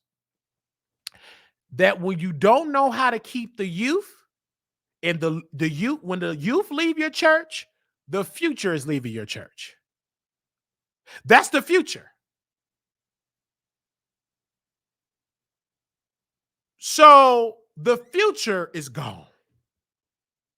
And the reason why I think the church is holding on, he would say, is by the grace of God, correct, but it's about 2 or 3 people that is keeping the church going. It's about, about 7. He's in his, right, thank you. About 2 or 3 people. I could name 2. I'm going to name 3 that give great, that keeping the doors open. But when y'all be messy and push out the youth, everybody would say, why don't True Church go live and stream live? And my mother said, they put Marquise in them was doing that. He did all that. You push all the people that was, we were live before all the, we were live, we weren't live streaming, correct. We were doing CDs, DVDs, but you push the youth out. So that means the youth is gone, the future of the church is gone. There's no future. When this sister died, a sister died in her bathroom, boom, that's another member gone. Her daughter already left the church because my uncle said you can't be married, double marriages. She left her husband because she said, Saints, my husband was married before, and you said we going to hell if we in that double marriage. So she left her husband, left him. I don't think she divorced him. If she did, he still got power because I still got the daughter. If you leaving the daughter with everything else, the daddy still got influence. So when she died, he didn't want that sister funeral at my uncle's. He couldn't eulogize his own member. The husband said no, because what he believed, I didn't never talk to him on the phone, but I got common sense. You told my wife to leave me. You ain't eulogizing this funeral. Then it's my grandmother. Been in the church in 1971. I think 1 year before my mother was born. Either 1971. She pulled up to True Church. Now, she forgot to mention this in her testimony, and this is why it's good to have a mama that know all the tea. My mother told me, she said, you know what? They ain't gonna tell you this. It was my daddy, your grandfather, was at True Church first because he was a preacher. He introduced your grandmother to the church. Something happened. He left the church. And I said, Mama, why did you leave? And she kept saying, she said, once my daddy left, I left. I never knew the real reason, but I'm going to find out. Why did he leave the church? Because he was a preacher. He left, and my mother left. So when she left, we didn't go. We go when she go, because guess what? She the mama. We go where our mama go. If she go, we go. It wasn't no we. It was just, I wasn't really in the picture. I was in the picture, like, wasn't really, because he left. I was a little baby. Anyway, my point is, we only went to church when she went. And the only reason why I joined and became faithful is because I moved with my grandmother, and then I went where my grandmother would go. And she went to church Tuesday, Wednesday, Friday, every second Saturday, all day Sunday. And the only reason why she not doing it now, because she got sick, had a stroke, worked herself all the way up to a stroke, and she's in a nursing home today.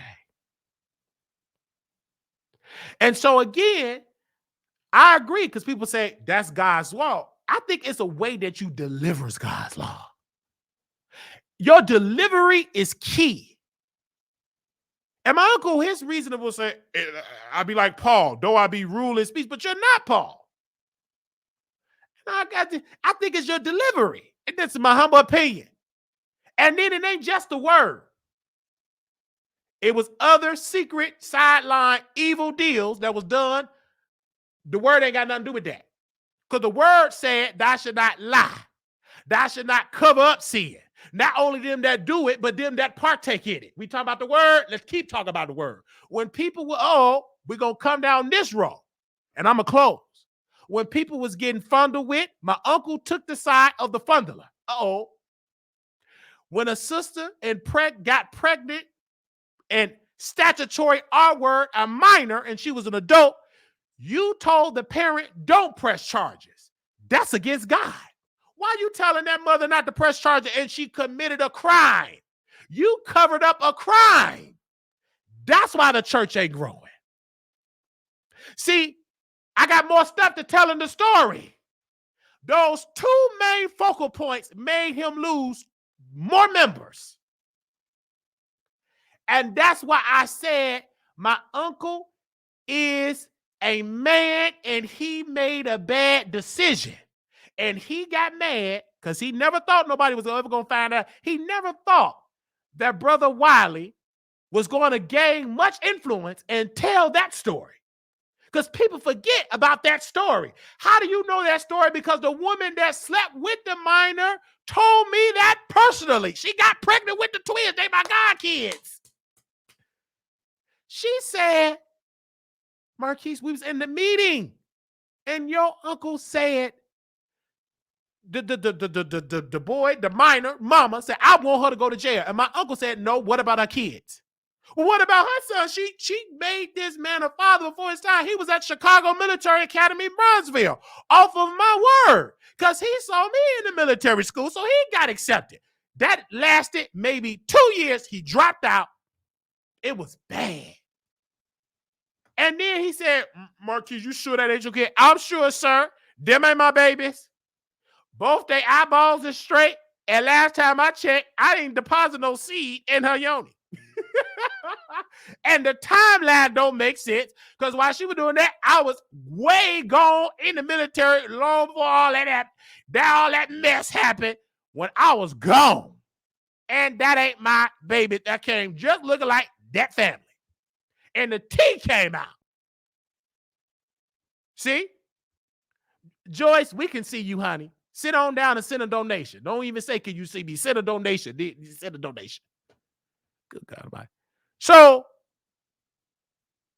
that's what I got to call that out, because that was wrong. And then people left. And then my uncle was being messy.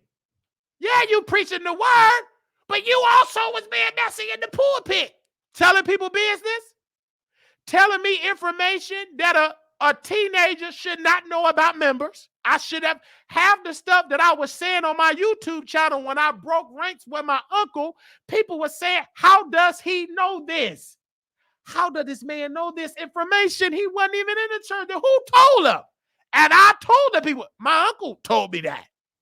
He told me. I got it from the horse's mouth. My uncle. Why do you think, and I'm going to say this in my close, Oh, I can say this in my clothes, baby. When I went to this, the last visit when I went to visit my grandmother in the nursing home. My grandmother was being mistreated in the nursing home. They know they're supposed to get her up, refused to get her up. I reported it. They told my uncle, because he's the power of attorney, and I went to sleep. I knew then when I had a meeting with the nursing home, and I got them recorded to this day, and it will be released when the spirit tell me to release it. I recorded that woman phone call. I recorded that meeting. So, recorded the meeting. They were in the wrong because that woman did not know. I know everything about this healthcare system because I do this same type of work, honey. But I'm going to let you sit and lie and let you sit and be stupid and go on and tell my uncle another lie. Now, I know, and to myself, because I know my uncle. The Bible said, know them that labor among you. You know your family. I knew how that picture was going to play out. I said, okay, I understand. And I said, she going to call my uncle. I went home. I went to sleep in a good sleep. My mother's boyfriend banged on the door. Boom, boom, boom, boom, boom. Boom, boom, boom, boom, boom. Wait, Marcus, wake up. Wake up. Man, what's going on? Why your uncle up there going off on your mama about you? What's the problem with you and your uncle? I said, don't worry about that. Ain't nothing but the devil. Because if I see my grandmother being mistreated, I'm going to say, ain't nobody studying. My mama need to get off the phone. Because they ain't going to do nothing but force her to get back to drink, in which it did. Then the minister, he ain't a minister no more. He trying to correct my mother. Step in. I didn't say nothing. I didn't even hear the conversation. I didn't care to hear it because I said, if you got a problem with what I said, sir, you a man, I'm a man. You call me, not my mama. You was out of order, sir. And then you're going to do nothing. Will make my mama force to drink, and she did. Got her into a drinking rant. So what did I do? I said, I will not go back to see grandmother. Because what you want me to do, mama, and them sideline comments, you want me to see my grandmother get mistreated in this nursing home, and I'm not going to just stand by and let it happen. I won't go. If I go and see mistreatment, I will report it. And I will report you too and anybody else. Don't you play with me. I said, you know what? Y'all can have that. Because what y'all doing, y'all forcing her to death. But somebody going to be able to tell the story, and it's going to be me. I'm going to leave. I packed my bags, and I left. I do not agree with you avoiding the situation. Y'all got her in a place that she being mistreated. You have her there. But you're not going to have me to be a witness to this crime. That's vicious and it's evil. And that's why the church ain't growing. You can't have a church that's growing and you mistreating a woman that's a pillar of the church. She's getting the worst treatment. You a pastor. Why your mama can't come live with you? You got the space, but go ahead and deal with that. I'm not going to be a part of that foolishness. I'm going to pack my bag, and which I did, and I left.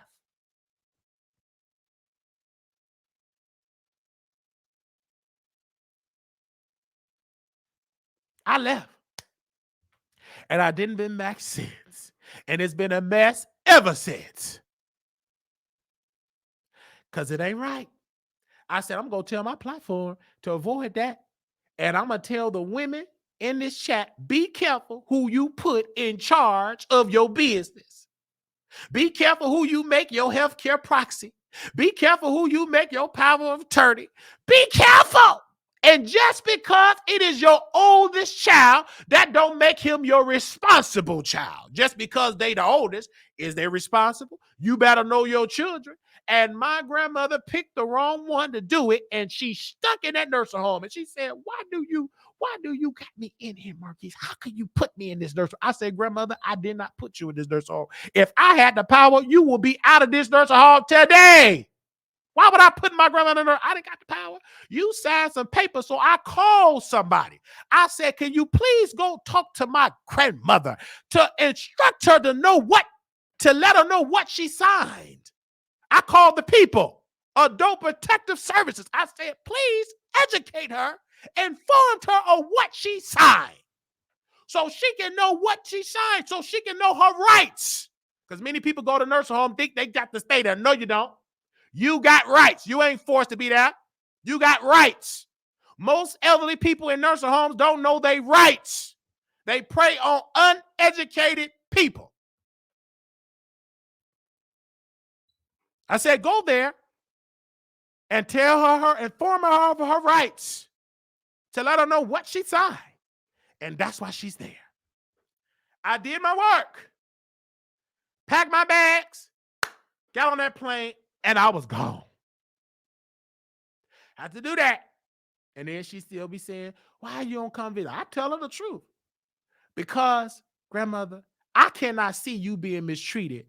And I stand up for you. And you see the mistreatment. You want me to fix it. But then your uncle, your son, did you change up? I can't deal with that, grandmother. You like to flip-flop. So respectfully, I will call you when my mother show up on the phone, and you can have that. I don't need to see the mistreatment because I know you still been mistreated. I know. And she was saying some more complaints because they don't come visit you at 8 a.m. in the morning where the real mistreatment go on at. They come they don't come at 8 a.m. in the morning when they first have visiting hours. You go there when the doors first open up, and you will see how good that place really is. And if you really want to get technical, anybody got people in nursing home, put a camera in that room. You're going to see how good that nursing home is. And I can guarantee you some of y'all going to leave there watching that footage heartbroken. You're going to leave there crying. You're going to see some stuff that I hope your heart's strong enough to take it.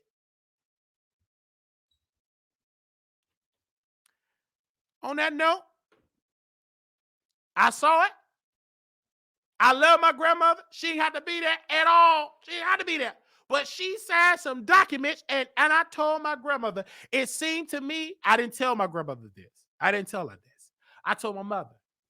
I said, I think my grandmother has signed her own death wish. She signed it, sealed it. She signed it over. And then my grandmother said, no, I don't want you. Go to the church. That's what she kept saying.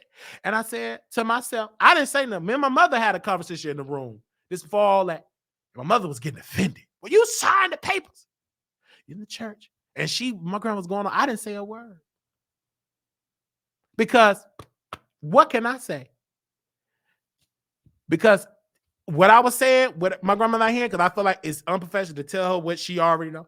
I said the same church people you put your faith in and your own son put you here. And then people be lying to the people, lying. Oh, she doing good. No, she ain't. You better call me. They ain't got to call me. I do my own show. They watch. They know the truth. Now, let me go see the real truth. Let me go see that brother Wiley. She's suffering. Anytime you in a nursing home with 1.5 stars, you ain't been treated fairly. You suffering.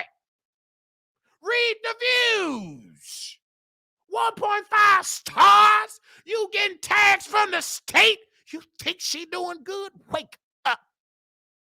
I mean, one time we was there and the sister saw my grandmother. We went. It was an emergency. Well, my uncle said it was emergency. Oh, they had to do a cold blue. I said, a cold blue? That means she ain't breathing. So I rushed to the nursing home. They almost had to do a cold. Wasn't nothing wrong. My uncle saw me come with a bag. I come with my gym stuff. I said, let me go to this nursing home, get on the Lyft and Uber. My producer is a witness of that because I was on station here. I rushed to the nursing home on the Uber and the Lyft. Get in there, rush. She said, okay. And my uncle said, did you hear about this brother Victor? Did you talk to brother Victor? You in Texas, right? Did you talk to brother Victor? I said, excuse me? I said, sir, he's in Houston. I'm in Dallas. And I ignored it and I moved on to talk to my grandma. I'm like, girl, we ain't trying to be messy. I thought you said grandma had a cold blue. You want to be messy. Now, since you want to talk about brother Victor, I'll talk about him right now on the show. So before we get to the brother Victor part, let's talk about grandma. So grandma, I'm there. I said, yeah, I got to fly back out to go back to Dallas. So talking to grandma, we talking, blah, blah, blah. And my uncle said, okay, we just gonna leave because we got to go to church. And this is the comedic stuff in me. I didn't say nothing, but this is what I said on the inside. Baby, you can have that press service right here in this room. You could bring your whole congregation, and y'all can sit right here and have church in this room with the member that have been here the longest. Okay, it's getting dark. I said to myself, it's getting dark. You got a car. You ain't walking. You ain't in an Uber and Lyft. You ain't driving in the dark. You got to have somebody to drive you around to go see your mama. Any other day, you driving around going to get coffee and meeting up, linking up. Go ahead. You can go leave. So they left. This is my grandma. I'm hungry.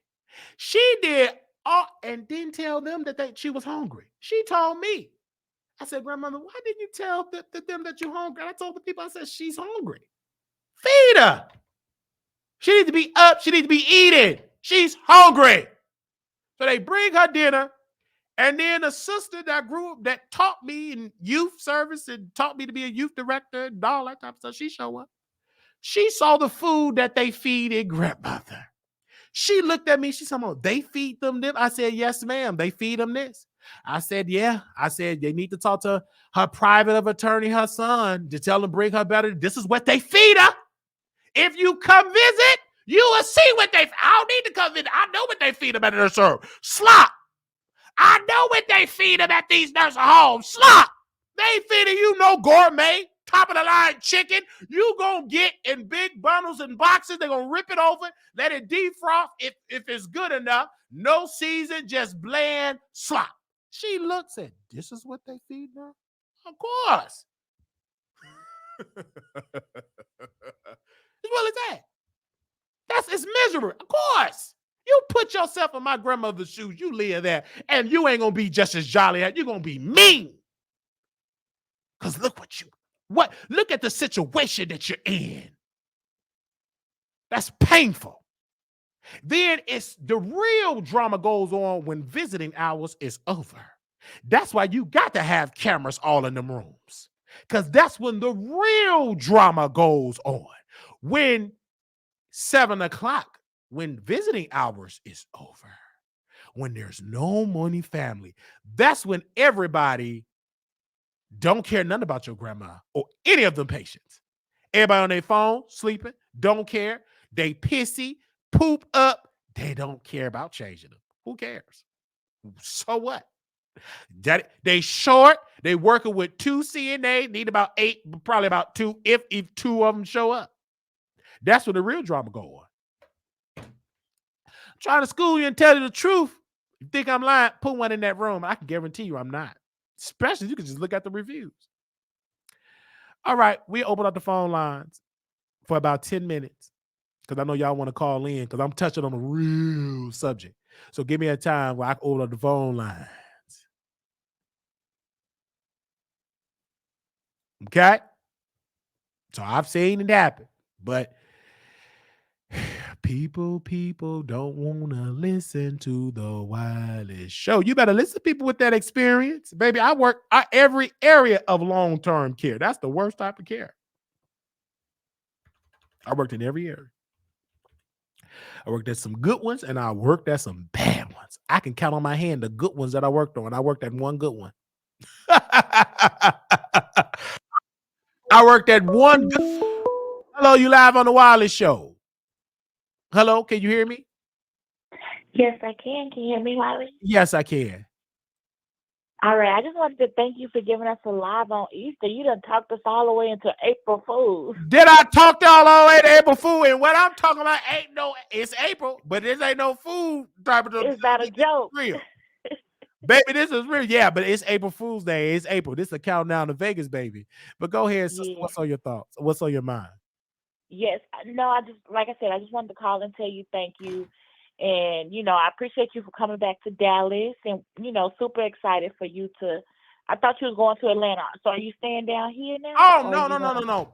For me, I'm just going down to Atlanta to visit. Like, I'm not going down to move Texas where it's at because Texas is good. It doesn't make sense to go to Atlanta where it's so congested.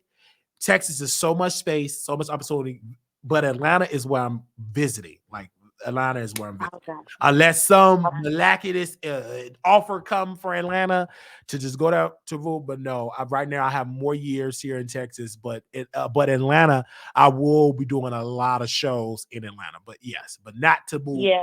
time. No, Atlanta is good for me to do my entertainment business, but Texas, what I'm saying, because business wise, Texas is it's good. I built a good community of supporters here and friends and extended family, so it doesn't make sense to leave. Absolutely. You have Nate Duck coming down here to visit you all the way from Houston. You don't want to leave him, No, because yeah, Atlanta's don't too want to leave far. my husband. No, of course not, because he might divorce you. But anyways, Okay. I do I did want to talk about the topic, Wiley, of Okay. Offset. And the only reason why I bring up Offset is because I watched his Club Shay Shay interview. Okay. And when I watched it, he was struggling to pull, because Shay Shay asked, what are your top 3 tattoos? And he was like, oh, I got 5 kids. And so I wanted you to talk about this because Cardi B became a baby mama. Mm. You always talk about this all the time, and there's nothing wrong with baby mamas because, they're strong, beautiful women. But Cardi B thought that she was better. She was different. Oh, I'm going to get this man and she's going to change for me. And a lot of women think that. But I looked at his hand and he wasn't even wearing his ring. So I Googled, Oh. like you always teach us to do on Google. It said they're actually divorced. So What? I didn't know that. So I just want to leave you with that nugget. I can't believe Cardi B became a baby mama. I'm shocked. But yeah, it said 2017 to 2023. And we in 2024. So Mm-mm. And then we yeah, won't know until, because internet is like cap too. Like for like divorce stuff, I will have to like that's verify true. to see if it's like cap or some or that nature. Because I believe honestly that they're still married. Because if they would have gotten divorced in Georgia, best believe that tea would have became out on TMZ, divorces final, etc. Because most of that is public record, unless they were in California where. No, everything is like with divorce stuff. That's public, especially if Offset and Cardi, because they know the people in the court. They know the tea, and Uh-huh. if they and TMZ got so many people on their payroll, that tea would have been exposed a long time ago if she really went in there and got divorced. Now they probably not as close in home. That could be true. Uh, but she became another baby mom, no different than Sierra. Remember, Sierra thought she could change Future. future, and she became Yeah. just one of the most famous baby moms. She had more money than all the baby moms combined together. But Future gave her the same treatment. He dogged out, gave her some good pain. He treated her, made her come multiple times, but he treated her bad. And what Yeah. did she do? She settled for security, for a guy that's not a thug, a guy that's a Christian, read his word, eat olive oil and cold milk. He fast and pray. But originally, she didn't want that. She could have had that day one. She wanted that Yeah. future energy. But she saw, baby, this may be fun to make me come, but this ain't fun to build a legacy. This ain't fun to build a future. I have to That's literally true. share a future with all his other hoes and his baby moms. Like, I can't do that. So Sierra woke up. You're right. You're right. But originally she wanted future. She didn't want no Russell. She didn't what the guy name she went down. What is it? Yeah, but a lot of women do that. Yeah, They Russell. get with the guy who they really want, and they try to change him, Oh, you ain't gonna and make they a change. think that, oh, Nope. I'm different. Mm-mm. I'm different. I'm gonna show this man something different. But you can't change a man. He has to want to. Did K Michelle say that before she got all that concrete in her cheeks? Yo, did she say you can't raise a man? She Can't said you can't raise. raise no man. You He's can't. gonna do what he's gonna do. He's acting like act like a boy. That's what she said. But she tried to change her body and it didn't work. So she had. It didn't. Yeah, it all fell out. I did want it made her sick. But anyways, I did want to tell you because I see Russell Wilson is in the chat, and they say everybody needs a Russell Wilson. But we got to talk about this. He actually married a white woman first. Of course it You know, did. he White did, and then women he like went this, black. but white women like the squares. White women, Yeah, but he went back to a black woman. of course, because you know what? He probably couldn't really fit well with that white woman. And let me get on camera with this particular point, and I want to say this. And I got to be careful of what I say about this, because right now in my mind, I don't want to date black. What my preference that I would love to do for a good image, I would love to stay within my community. But what if economically everything changes with me and I don't find a black woman to fit my goals or that's attracted to me? What if I find a white woman like my father, my biological father found a white woman that I am attracted to, that I love? This is the thing that we got to stop listening to Dr. Umar, who's not married, that old child support debt, and can't keep an apartment for his life, and can't keep a clean apartment either. Get into that tea. You don't know who you gonna fall in love with. Even back during the civil rights era, there were plenty activists that were saying, we skip all these white folks. But secretly, they was riding white peen. Secretly. Because you don't know who you really gonna fall in love with. You don't know. And every white woman or every black or white man is not KKK. There is some white people that understand the struggle of what a black person do, because they research, they understand the struggle. Shirley Chisholm wrote in her book, Unbought and Unbossed. Give me a second. And I read some in her book. She said, many of my black constituents believe that I should just hire an all-black staff. But she said, I would love to. But if I get qualified applicants and they just so happen to be white, they give them the job. Why would I not give it to them just because they don't fit the black? And she said, I have qualified black people. She also said that it was disrespectful when one of her black constituents said to one of her white staffers, because she was so good, that you black on the inside. You got that blackness on it. That's disrespectful. I understand when you try to give her a compliment, but that's insulting. There's no difference of me being an intelligent black man. I know how to do accounting. You know you white. You got some white in your blood. That's disrespectful. So what I'm saying is, you don't know where your heart gonna be at 33 years old. And Brother Timothy Bland said something. He said something to me. He said, brother, you have not lived long enough. You don't know what. Your life is just getting started. So you can say something at 33, and next year or 43, you have a white woman, a Latino woman, an Indian. You don't know who you gonna fall in love with. If I would have known that, hell, I would have been in love already with a black woman. Did it happen yet? No. So again, Wiley, do you want a white woman? I don't. What I want is love. Skip the color. What I want is love. An amazing partner. Right. If I have to give it a choice and put it on the thing, and like they said, Vision Boy, I would firmly love to have a black woman. My mother is black. My grandmother, I would love to have a black woman, because I understand what Dr. Umar is saying about black economics. That's the greatest way to create massive black wealth. You marry a black white, we have black children. But now, Wiley, you said white is right. But what if I meet me a Karen and I fall in love with me a Karen? I fall in love with Ariana. What? I don't know. I don't know where my life going to be in the next 10 to 15, 20 years. So white is right. Black is right if you're dealing with the right ones, if you're dealing with the right blacks. My thing is, stop trying to put a color on love, because you're going to hold yourself back. And that's why some of our leaders that was in the civil rights era that did some great work, they married a white woman. Lovey versus Virginia, that interracial thing started because a white man married a black woman in Virginia, married her in D.C., went back to Virginia, somebody reported them, and they got arrested.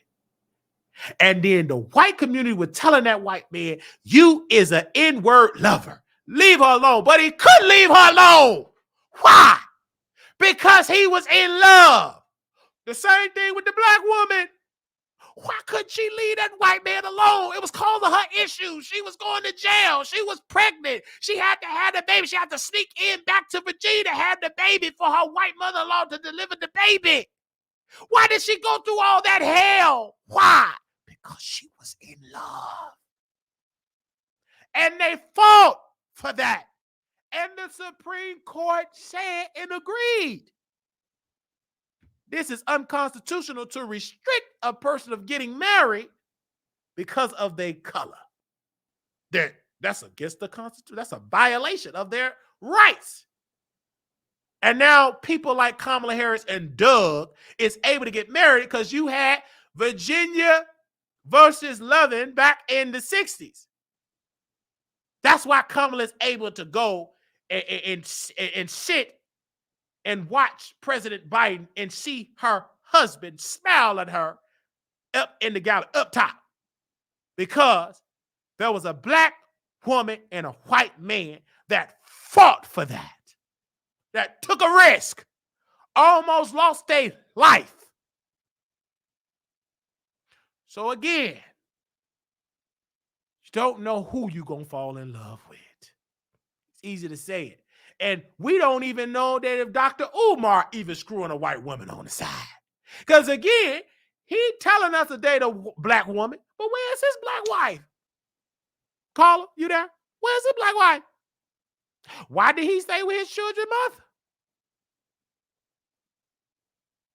Frederick Douglass married a white woman. Yeah, in the beginning he married a black, but toward the end of his life, he married a white woman. So do that throw away all the good that Frederick Douglass contributed to society? Does it erase all the good that Frederick Douglass did for us because he slept with a white woman? Hell no. Have several seats. White folks have been sleeping with black folks for centuries. That ain't changing. If you just read a book, it's been going on for a long time and it ain't changing. It ain't gonna never change. You're gonna always have people to sleep with different races. They ain't gonna never change. So we just go ahead on with that outdated thing that's outdated. All right. That was it. I'm sorry, caller, to cut you off. That was it. I had to get a history lesson. Oh, baby, I'm ready. I'm turned up. I'm still here with you, Wiley. I just had to, make that assessment about off cheat, as you say, and just call that out with him and Cardi. So, I want me a Russell. Well, I have a Russell Wilson type of guy, but I started with the thugs too. Because of the feeling. You have the rough side. You think they're gonna protect you, provide. And then look where you end up. So and then you have to grow out of that. And there are some sisters that never grew out of it. Yeah. And then when you do get out of it, look how many kids you got out of that situation. How much mess you in. So that stop your chances of getting that type of Russell, But that's not impossible. But that's going to take God. Yeah. That's going to take God. Because first of all, to even put you back into the dating pool, your first priority is your family, your children. Mm-hmm. So you don't even have the freedom just to go on a date, a random date. Hey, baby, let's go. Hey, baby, let's go to Houston for a weekend. You can't do that. You got 6 kids. You got to worry about their schedules. Yeah. You can't do that. I can, because I don't have that. Yeah, and then what happened with the girl in Chicago? She couldn't get a babysitter, right? She couldn't get a babysitter. That's what disrupted. She nowhere could get a babysitter. And it looked like God didn't want that to happen because it looked like that baby daddy didn't want to take that child. It looked like he smelled a man coming around. Nope, I ain't taking a nope. Nope. So we couldn't do so. And God didn't want me in that situation because it was a mess. Number one, her man, she was in a mess. I'm just say that she was in a mess, and God said, "No, I don't want you in that. I want you with some. That's a mess. Don't even I tried to make that work. God said, nope, it ain't gonna work. Stop it." And it didn't work. And I knew then. I said, "That's a mess. Why be in a mess? Why do that?" Because you don't have that. She got all that unnecessary drama. When you get on the phone, drama, baby daddy. I don't got that. I when she started talking like that, I put that phone on mute and I go put my chicken in the air fryer, go listen to music and all that. Because you and all that stupid man, you made that decision. You slept with a man in the wheelchair. He got you pregnant, and he treating you like Wait a minute. he treats you worse than people that can walk with their 2 feet and do a marathon. This Negro can't even get up and walk and do a marathon, and yet he dogging you out, and you allow him to whoop you in a wheelchair. He can't get up. I know he wheelchair bound. Oh, the girl, woman, we are not the same. And then you try to bring up me being bisexual, baby. You need a bisexual, a trisexual, as long as he a good sexual. But how's it working for getting somebody that's just fully straight in a wheelchair? Whooping you, got you with a baby, and you with the best. So I'm gonna take my bisexual behind with a successful show, and it's predicted to be a millionaire. We will be having millions, and you struggle. You go right ahead and struggle. Because that's you. You go ahead on and you struggle. I'm going to take my bisexual self, because you bisexual too, but your bisexual is different. You just like fish. I like beef, booty, and yoni. But you take that. And I'm going to take my future. We're going to go. But then she calls every blue moon. Because you still struggle. Ain't nobody paying you. All the type of guys you going to get is screw you over. And I say, I think you need to stop. Better have no more children. You good with just one. You keep having more. You going to be just like the rest of these women on Kendra G. Yeah, Kendra, I work, man, 6 figures. Big feet. 850 scratch cord, no kids. She got kids all in the back. That'll be your future. But I knew that wasn't for me. I knew that. And I tried to make it work because I'm like, oh, okay, I tried to make it work. I tried to settle. But I said, child, why settle for this?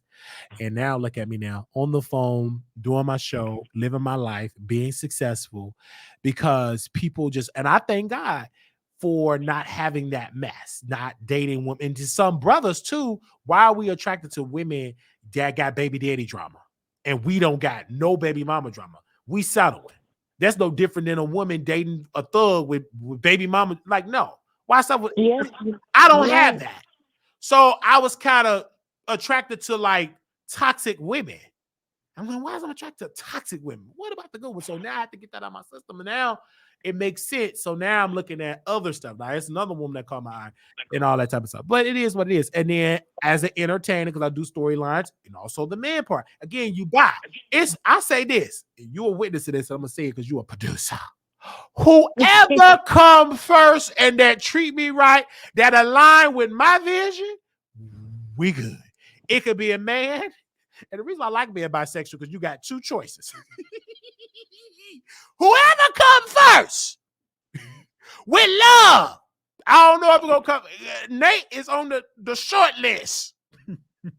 He up top. He didn't boost this up top because I never thought I could see myself. And again, this is me being real. You can feel the energy. I never thought I can see myself with a man, like settle for a man. That's because my own ideals. But meeting Nate, I can see myself with that energy, with that. Wiley, I just sent you a text message because I asked my boyfriend, because he's working overnight. I said, baby, would you date me if I had 2 kids? And he said, honestly, no. Oh, I see the text. You said, baby, would you date me if I had to? Say, honestly, no. Appreciate your honesty. You welcome, baby. You see how honest that man was?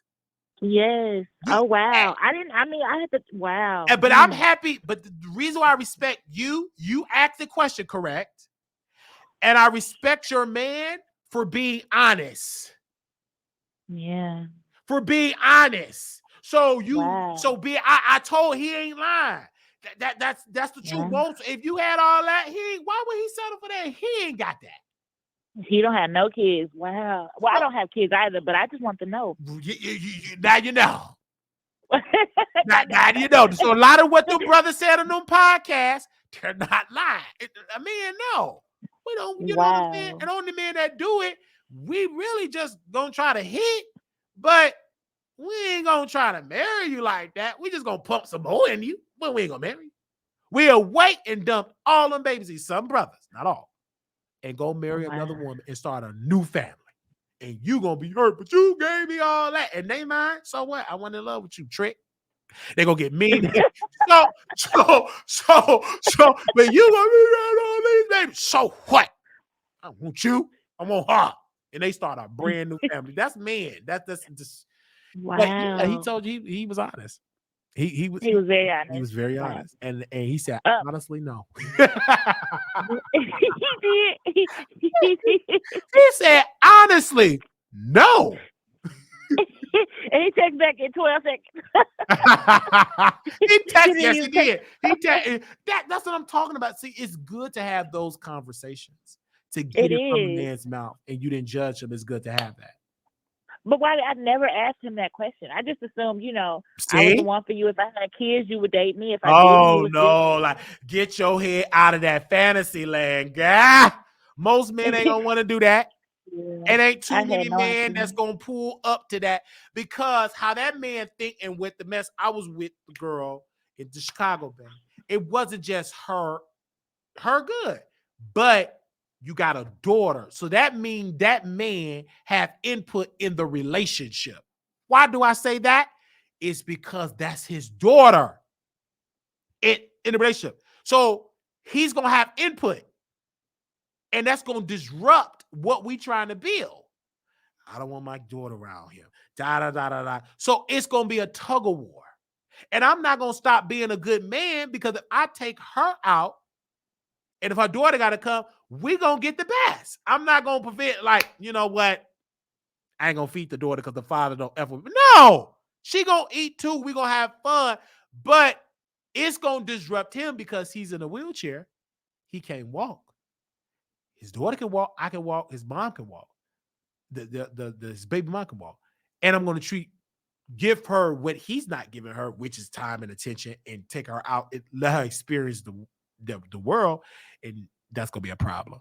And so, no, that's why I saw it. And it came very early, very quickly, because even us going to the movies, that was a mess. We went to the movies and her new friend Wiley, and who's this one on one? Because I brought my niece. You got your daughter. I Oh, brought my niece. I would bring my niece. Mhm. you brought your niece with Chicago Bay daughter? Yeah, because she brought her daughter. Oh, So I said, "Well, bring when they're the same age. So why not? You know what I'm saying? So the little girl can have somebody else to talk to. You know what I'm saying? And all of why that." you kissing up to her mama? What's that? This is a Little Mermaid. Right. We went a little bit. We went and seen a couple other stuff, but it was a problem because children talk. They're gonna if it's good moment, they're going to tell. She's going to tell people. And he didn't like Kids are just honest in general. that. The honest Honest in people are general. when you drunk, elders and children. Yes. Those are the people that are gonna tell you the truth. My grandmama will say some crazy stuff. She said, "Girl, if you don't lose weight, ain't no man gonna want you." I'm like, "Grandma, we're the same size. What the hell?" Or So she'll say, that's how that "Better get in there and is. cook." That's how Old because my people niece will told her tell like, you. "Oh, why you walk like that? Why your arm like that?" That's Kids honest. and I told my niece before when I got the rental car, I said, "Niece, she have it. What's a disability?" I'm trying to school her, but again, she's a child. She saw her. Why your arm like that? Why you walk like that? I said, Yeah, kids are honest. Well, Wiley, I'm gonna let you go. I just want. Are you gonna meet up with your boyfriend on Jack? Or you sorry, "That yeah. ain't my boy, bro." Yeah, I'm just no, I'm not gonna. Oh, that could change. I'm single and everything like that. And thank you for saying you was gonna meet up with me and Nate. That was a vibe. I was so happy. We definitely gonna meet up. Yes. Nate is gonna come back. Like I'm really falling for like that friendship, and I'm joking about relationships in that it's about the friendship. I Right. needed more Yeah. friends, more genuine friends. So I don't have to pay for something. That feels so much good because I was getting in the season of leechers, and Nate just came and disrupt that. Like you ain't got to Yeah. sell us to that. You got to have your own. Like you didn't have to worry. Like he have his own. Like I Yeah. love Nate them is a type of. vibe. He's just a vibe, and that story time you could tell, and you watch the story, you could tell that I did. I love. Like I was happy. I was. Oh, how is Anthony? Anthony is fine. He's out of the hospital. Hey, Shabashaya. He's out of the Yes. he's out of the hospital. That brother is good. he's sober. I think he's sober now. Hopefully he's sober now. But he's out of the hospital. Shout out to our amazing care in Dallas that they made sure he got fluids and IVs, and so they made sure he sobered up before they put him back out in the street. So he's good. He's good. He's good. And I got an update on my Sweet Georgia Brown review. The food tastes, but the chicken tastes even better when I warmed it up. When I got done doing the show, I warmed it up. And that cornbread that Nate said it tastes good, but it had to be hot. It didn't taste good that cold. And I warmed it up good. It was steaming hot, and I ate it really good. It was a good. Now I went to What's Fucking today after church because I didn't think they would be open. I just called her and she's like, "Yeah, I'm up." It was her and her husband, and they were actually open today, so I was really surprised. Yeah, and I love the fact that because that's one of the greatest days to be open on Easter because a lot of families gonna come out buy chicken. Yeah. So that was good that they. I would have went today too, but I had work overnight and I slept. Child, yeah. Thank you for calling in. Thank you. You're welcome, Wiley. Love Have you. a good one. Or you too. Bye-bye. Hello, you live on the Wiley Show. How you doing? It's good talking to you again. It's good talking to you. Well, Wiley, I wanted to comment on what you were speaking about in terms of interracial relationships. Okay. I think, Wiley, you don't know who you're going to end up with. And I don't see anything wrong with marrying outside of your race. Mm-hmm. I think that, to me, it all depends on your mental health. I think there's something going on here. And I don't want to create too much controversy. It might cause you to have more callers call in, and you might be ready to wrap this up. But I think there's some level of animosity that's going on in the Black community between Black men and Black women. And it's concerning. It's concerning in the sense that some people have this Kevin Samuels type way of thinking. I think it's because the missing of the father figure in the household and also the strong mothers. And I think it's creating some level of toxicity among couples. And so to me, it's really about getting good mental health and really thinking about the kind of family and legacy you want to have in terms of raising your children in a healthy environment, if that's what you like to do, or having a marriage that's healthy for you. And if that means that it's someone outside of your race, I wouldn't limit myself to that. I mean, I wouldn't, limit myself to just marrying within my race. If it means going outside of your race, then I think you should be open to whatever God has for you. I mean, it may not always work out the way you think it's going to work out. No, and that's why it's about you don't know where your heart gonna go. You can't predict that. You can settle, but you just want to just prove wrong. But if you simply want love to work, you gotta let love work. Don't restrict love. Don't restrict it. And that's something that society is doing. They're trying to restrict love. Strong arm. Let love be love. Like even for myself, as a bisexual man, you cannot even restrict yourself with that because you know what you are attracted to. And you don't know where love gonna go. And that's why you just don't know. Cause like for me, I've always said on the show, why I'm gonna have a wife. But that may not be in the cards for me. It may be a husband. And for the Christian community that is here, I don't want you to disrupt your Christian beliefs, but don't try to force your beliefs to make them my beliefs or my family beliefs. Because as a historical fact, as historical stuff, is when white folks, they did the same material with interracial marriage. And you know what they use? The Bible. You know what they had used the Bible for people to say God is not with that. But did that stop people from taking that risk to be even the same people that was against it, the top notch racists and segregationists, they were still humping some Black women on the side too. So let's stop playing, especially the white men. White men have pure authority just to screw whoever. They screwed over white women, they screwed over Black women. Even the slave master, they had all type of they was out there bringing the land back. bringing it to produce all that cotton, etc. But they also were screwing their product. But I think with that being said, of course, I'm a heterosexual person. I am a Christian person.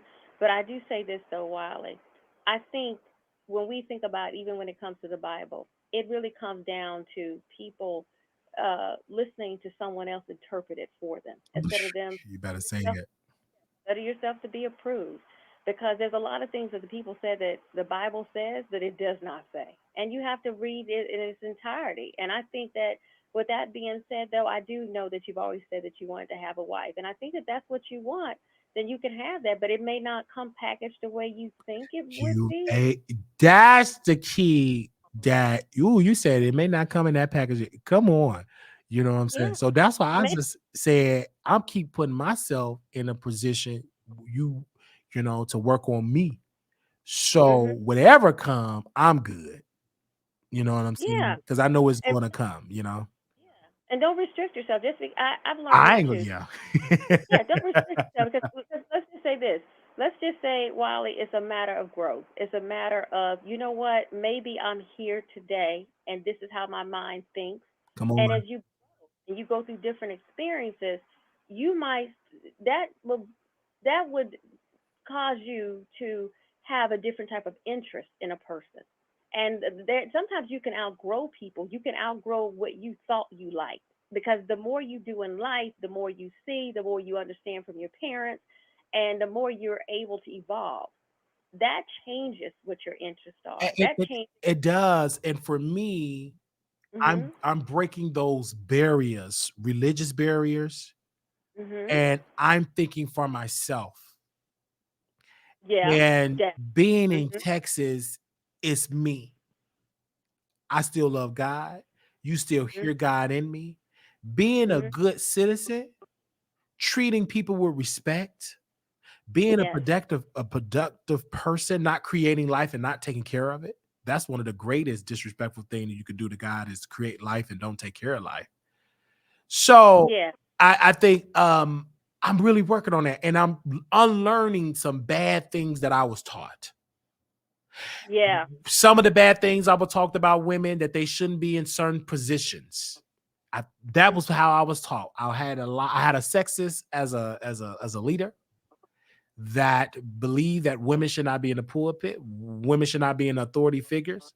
And when I look at the history, most of the people that we upheld as true icons in the civil rights era had women writing for them, writing some of their greatest speeches, helping them with their agenda, helping to organize. Dr. King would have been trash if he did not have a strong Black women base behind him.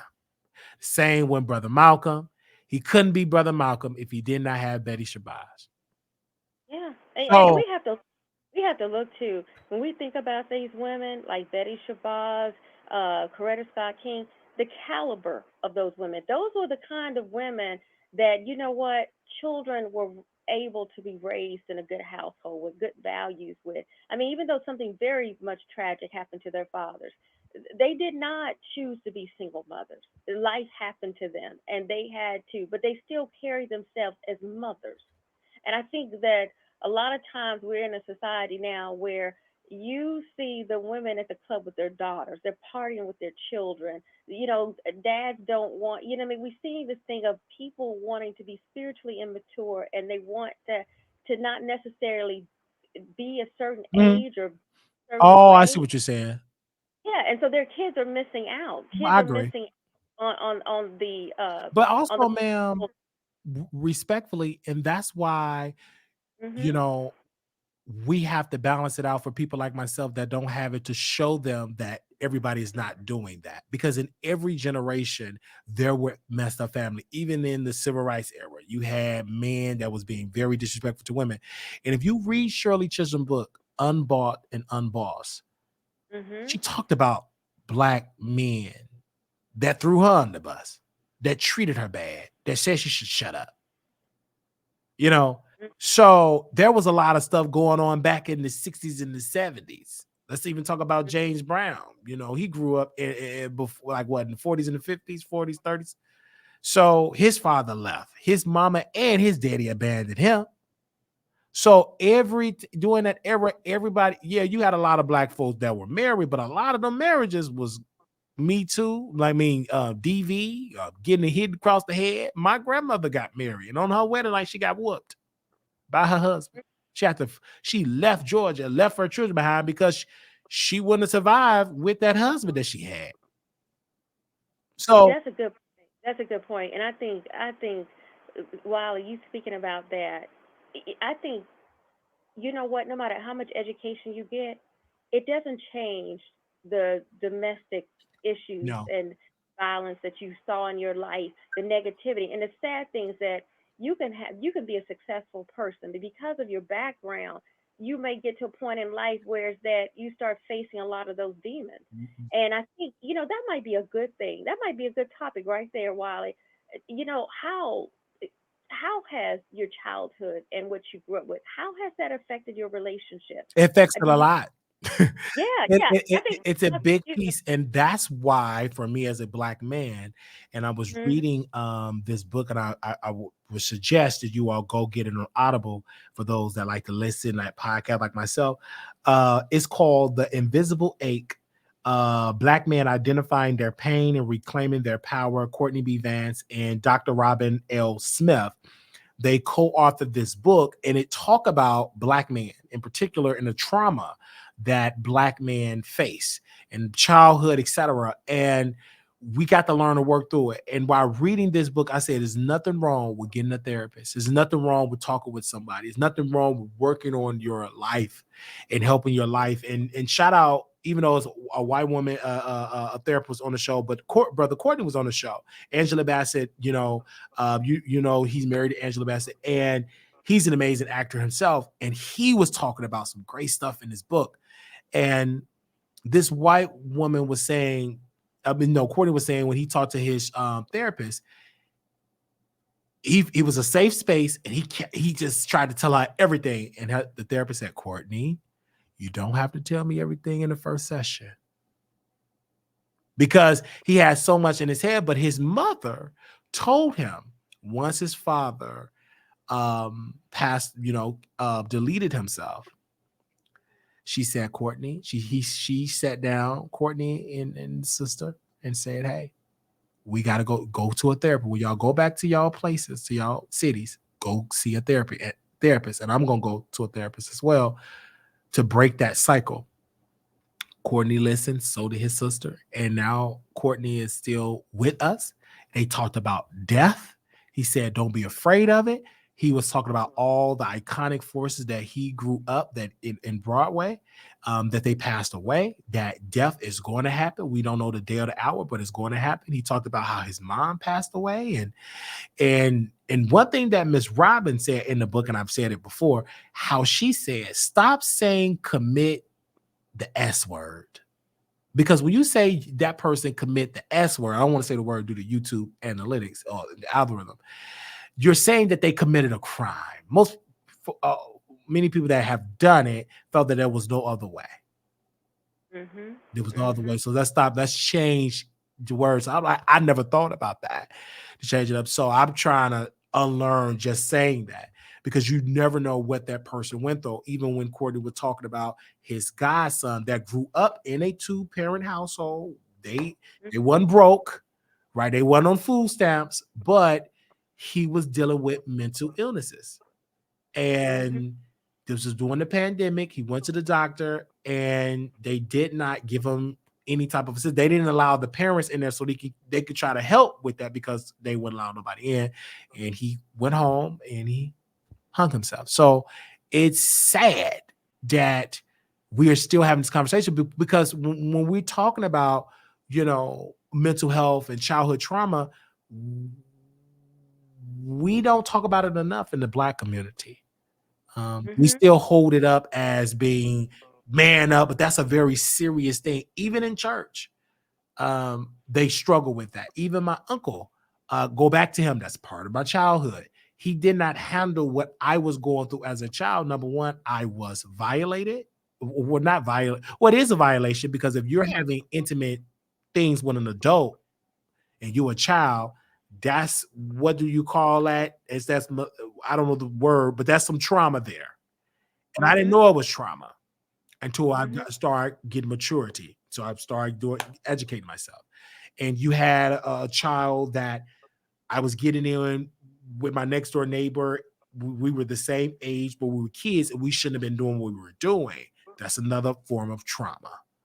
So, then mother, alcoholism, another form of trauma. Father not there, another form of trauma. Stepfather treated you differently and would say, well, these are my kids, but this is my stepchild. You felt the different type of love, another form of trauma. So I have to unlearn, work through that. Don't excuse it, work through it and make it better. So a lot of things that my stepfather did, I pulled the good that he taught me. The work, he did. Managing money, not good. But work, he did do that. So I pulled that work ethic and unlearning, balancing a checkbook, learning how not to spend all your money, learning how to work about credit, learning how to pay things off if you buy it instead of paying it and letting it get repossessed. So you're unlearning things because of the type of trauma that I dealt with. And me, because I was diagnosed with an illness, I have to do that work times 10 to make sure that a great schedule, sleep, a good system, don't bring on all these extra stresses, and really know how to balance life. And because of all the things that I've went through due to my mental health, I thank God that I went to a mental health hospital. I Yes, thank God that I had a mental health counselor at the time when I got in trouble with the law, and I had a mental breakdown at the library, and I had to go to bail counseling service in Louisville. I thank God for that because that gave me the tools. yes, and thank God you did. And I say this too. One thing about it, Wiley, when you hear your life story, when you talk about what you went through with your mother, when you talk about all the different issues I have in your dad, what do you expect a child to do if they don't get the kind of love and support, if they feel a sense of abandonment and neglect? Do you think this child is just not going to act out? The They're fact gonna that act out. I yeah, did. so this whole idea of people wanting to get angry at you and you're rebelling because people are talking at you and not trying to figure out what is really wrong with you. What? They're telling you what they're telling you what you should do. They're saying, oh, this is wrong and God doesn't like this. But it's not of God not to look deeper to try to find out why this child is hurting. It's not of God to sit there and try to talk at someone and to condemn someone and not look at and just look at the surface and not say, wait a minute, what kind of accountability should the parents have to this child? He's just a child. And even though you're grown and you're acting out, you still got an inner child that still is screaming for what they didn't receive. So my thing, okay, so you start making all these mistakes in your life. You start doing whatever. You know why? Because somehow you are screaming for something and nobody hears the call. But yet Oh yes. everybody wants you to get in line because you're embarrassing the family. You're embarrassing yourself. In other words, don't show the world what we've been through. Act right. Don't act bad because when you act bad, you're causing us to face a demon that we really don't want to face. We need you to act like these things never happened to you. And I think that is such a selfish It thing is a because very selfish thing. You it honest. is a very selfish thing. So when I hear that, oh, you haven't found the right person or you endured whatever, I'm still looking at the child in you who didn't get what they deserve. And they're trying to live the best life. Thank God you survived all of that. And I say that to anybody that's listening, Woo. to Thank no matter, God. thank God you survived it. Thank God God was with you. Come See, on. because that you wouldn't even be who you are today. You could have just been not here, period. Everything you suffered, it could have caused you to take your life. It could And have, it was almost there, but because of the grace of God, this is why I yeah, know God is real. that's God right. Himself did that because of the story, because it would have turned out. God made sure of that, and look at it now. For where my life was there, and now it is now, and I still got more work to do. But I just thank God that now I know the type of work that I have to do. That's why I kept saying to people, I need a therapist. That's one of my goals. And when the money really start flowing in, when it start flowing, that's one of the major investment will be a therapist. I will a therapy, and I'm so glad because I can't get the therapist now, can't afford it, especially the good one. I read, I listen to Audible books, amazing podcasts. Shout out to Apostle Kevin Cunningham, for my pastor in Chicago. Even though I can't attend the church full time in person due to the fact of I'm out of state, but thank you to online. He said something in March. He said a month of good success, and I felt that in that month. And I still feel it in this month. And I just love that I have great spiritual counseling. And I love that I have a way to write things down, listen to things, and read things and get that positive energy and be around good people. Because I've been around a lot of people that wasn't good for my energy. They was energy drainers. So I thank God that I'm in a better position financially. Could be much better, but it ain't nowhere near like I was back in the day. And I just thank God that for the conversation we're having now, that is going to help somebody. And my main point before we close this out is families, talk to your children, talk to your husband, talk to your daughter, talk to your wife. And we should all be calling our Congress people, our senators, and there need to be a law that every American, if they want to, should be able to get therapy free of charge. That should be a right in society, is prioritizing our mental health. That should be the number one thing on reparations. The number one thing. That should be in the reparation. A check and the check, and then that should be in there in therapy. You know, I mean, the reason I say that is because to know that you created all this that trauma, yes, and trauma, and yet, you know, so that when people do get whatever they get financially, they can spend it rightfully. They will know how to spend it. Yes, so yes, but that's why I say that. And one last thing I want to leave this to. Okay. Also, due to a lot of this trauma, you see that there's this thing where you got toxic people that make you feel that you need to compete. You have this thing where it's that there's so many men that define their masculinity based on how many women they can get. And there's so many women that base their self-esteem based on how many men that they can have or what their bodies can do. And the thing where it's that this world tells you that you need to compete against someone else when your only competition is yourself. And if what's for you is for you. And don't let people make you feel that you got to do things that are negative to compete with someone else, only to devalue yourself and condescend yourself. You're right. So, thank you, ma'am. Thank you so much. You're welcome. Bless you. Have a good one. Bless you. All right. Thank you, guys. We are over our time. We thank you, ma'am, for calling in. You're welcome. We done. Okay. We gave y'all a show because I forgot we all got work tomorrow. Well, today. Some couple of hours I'll be in the gym. Different ones got stuff to do. So we go close. We go on and on and on and on. And my supervisor already said they ain't gonna don't do no overtime. And I can't be in there clocking in late. So we thank you all so much for coming on to the show. Thank you. Again, I was so glad that we did this broadcast, and we would love to see y'all come on more and more. Make sure y'all like, comment, and subscribe. Thank you all so very much, and I will see y'all later. Okay.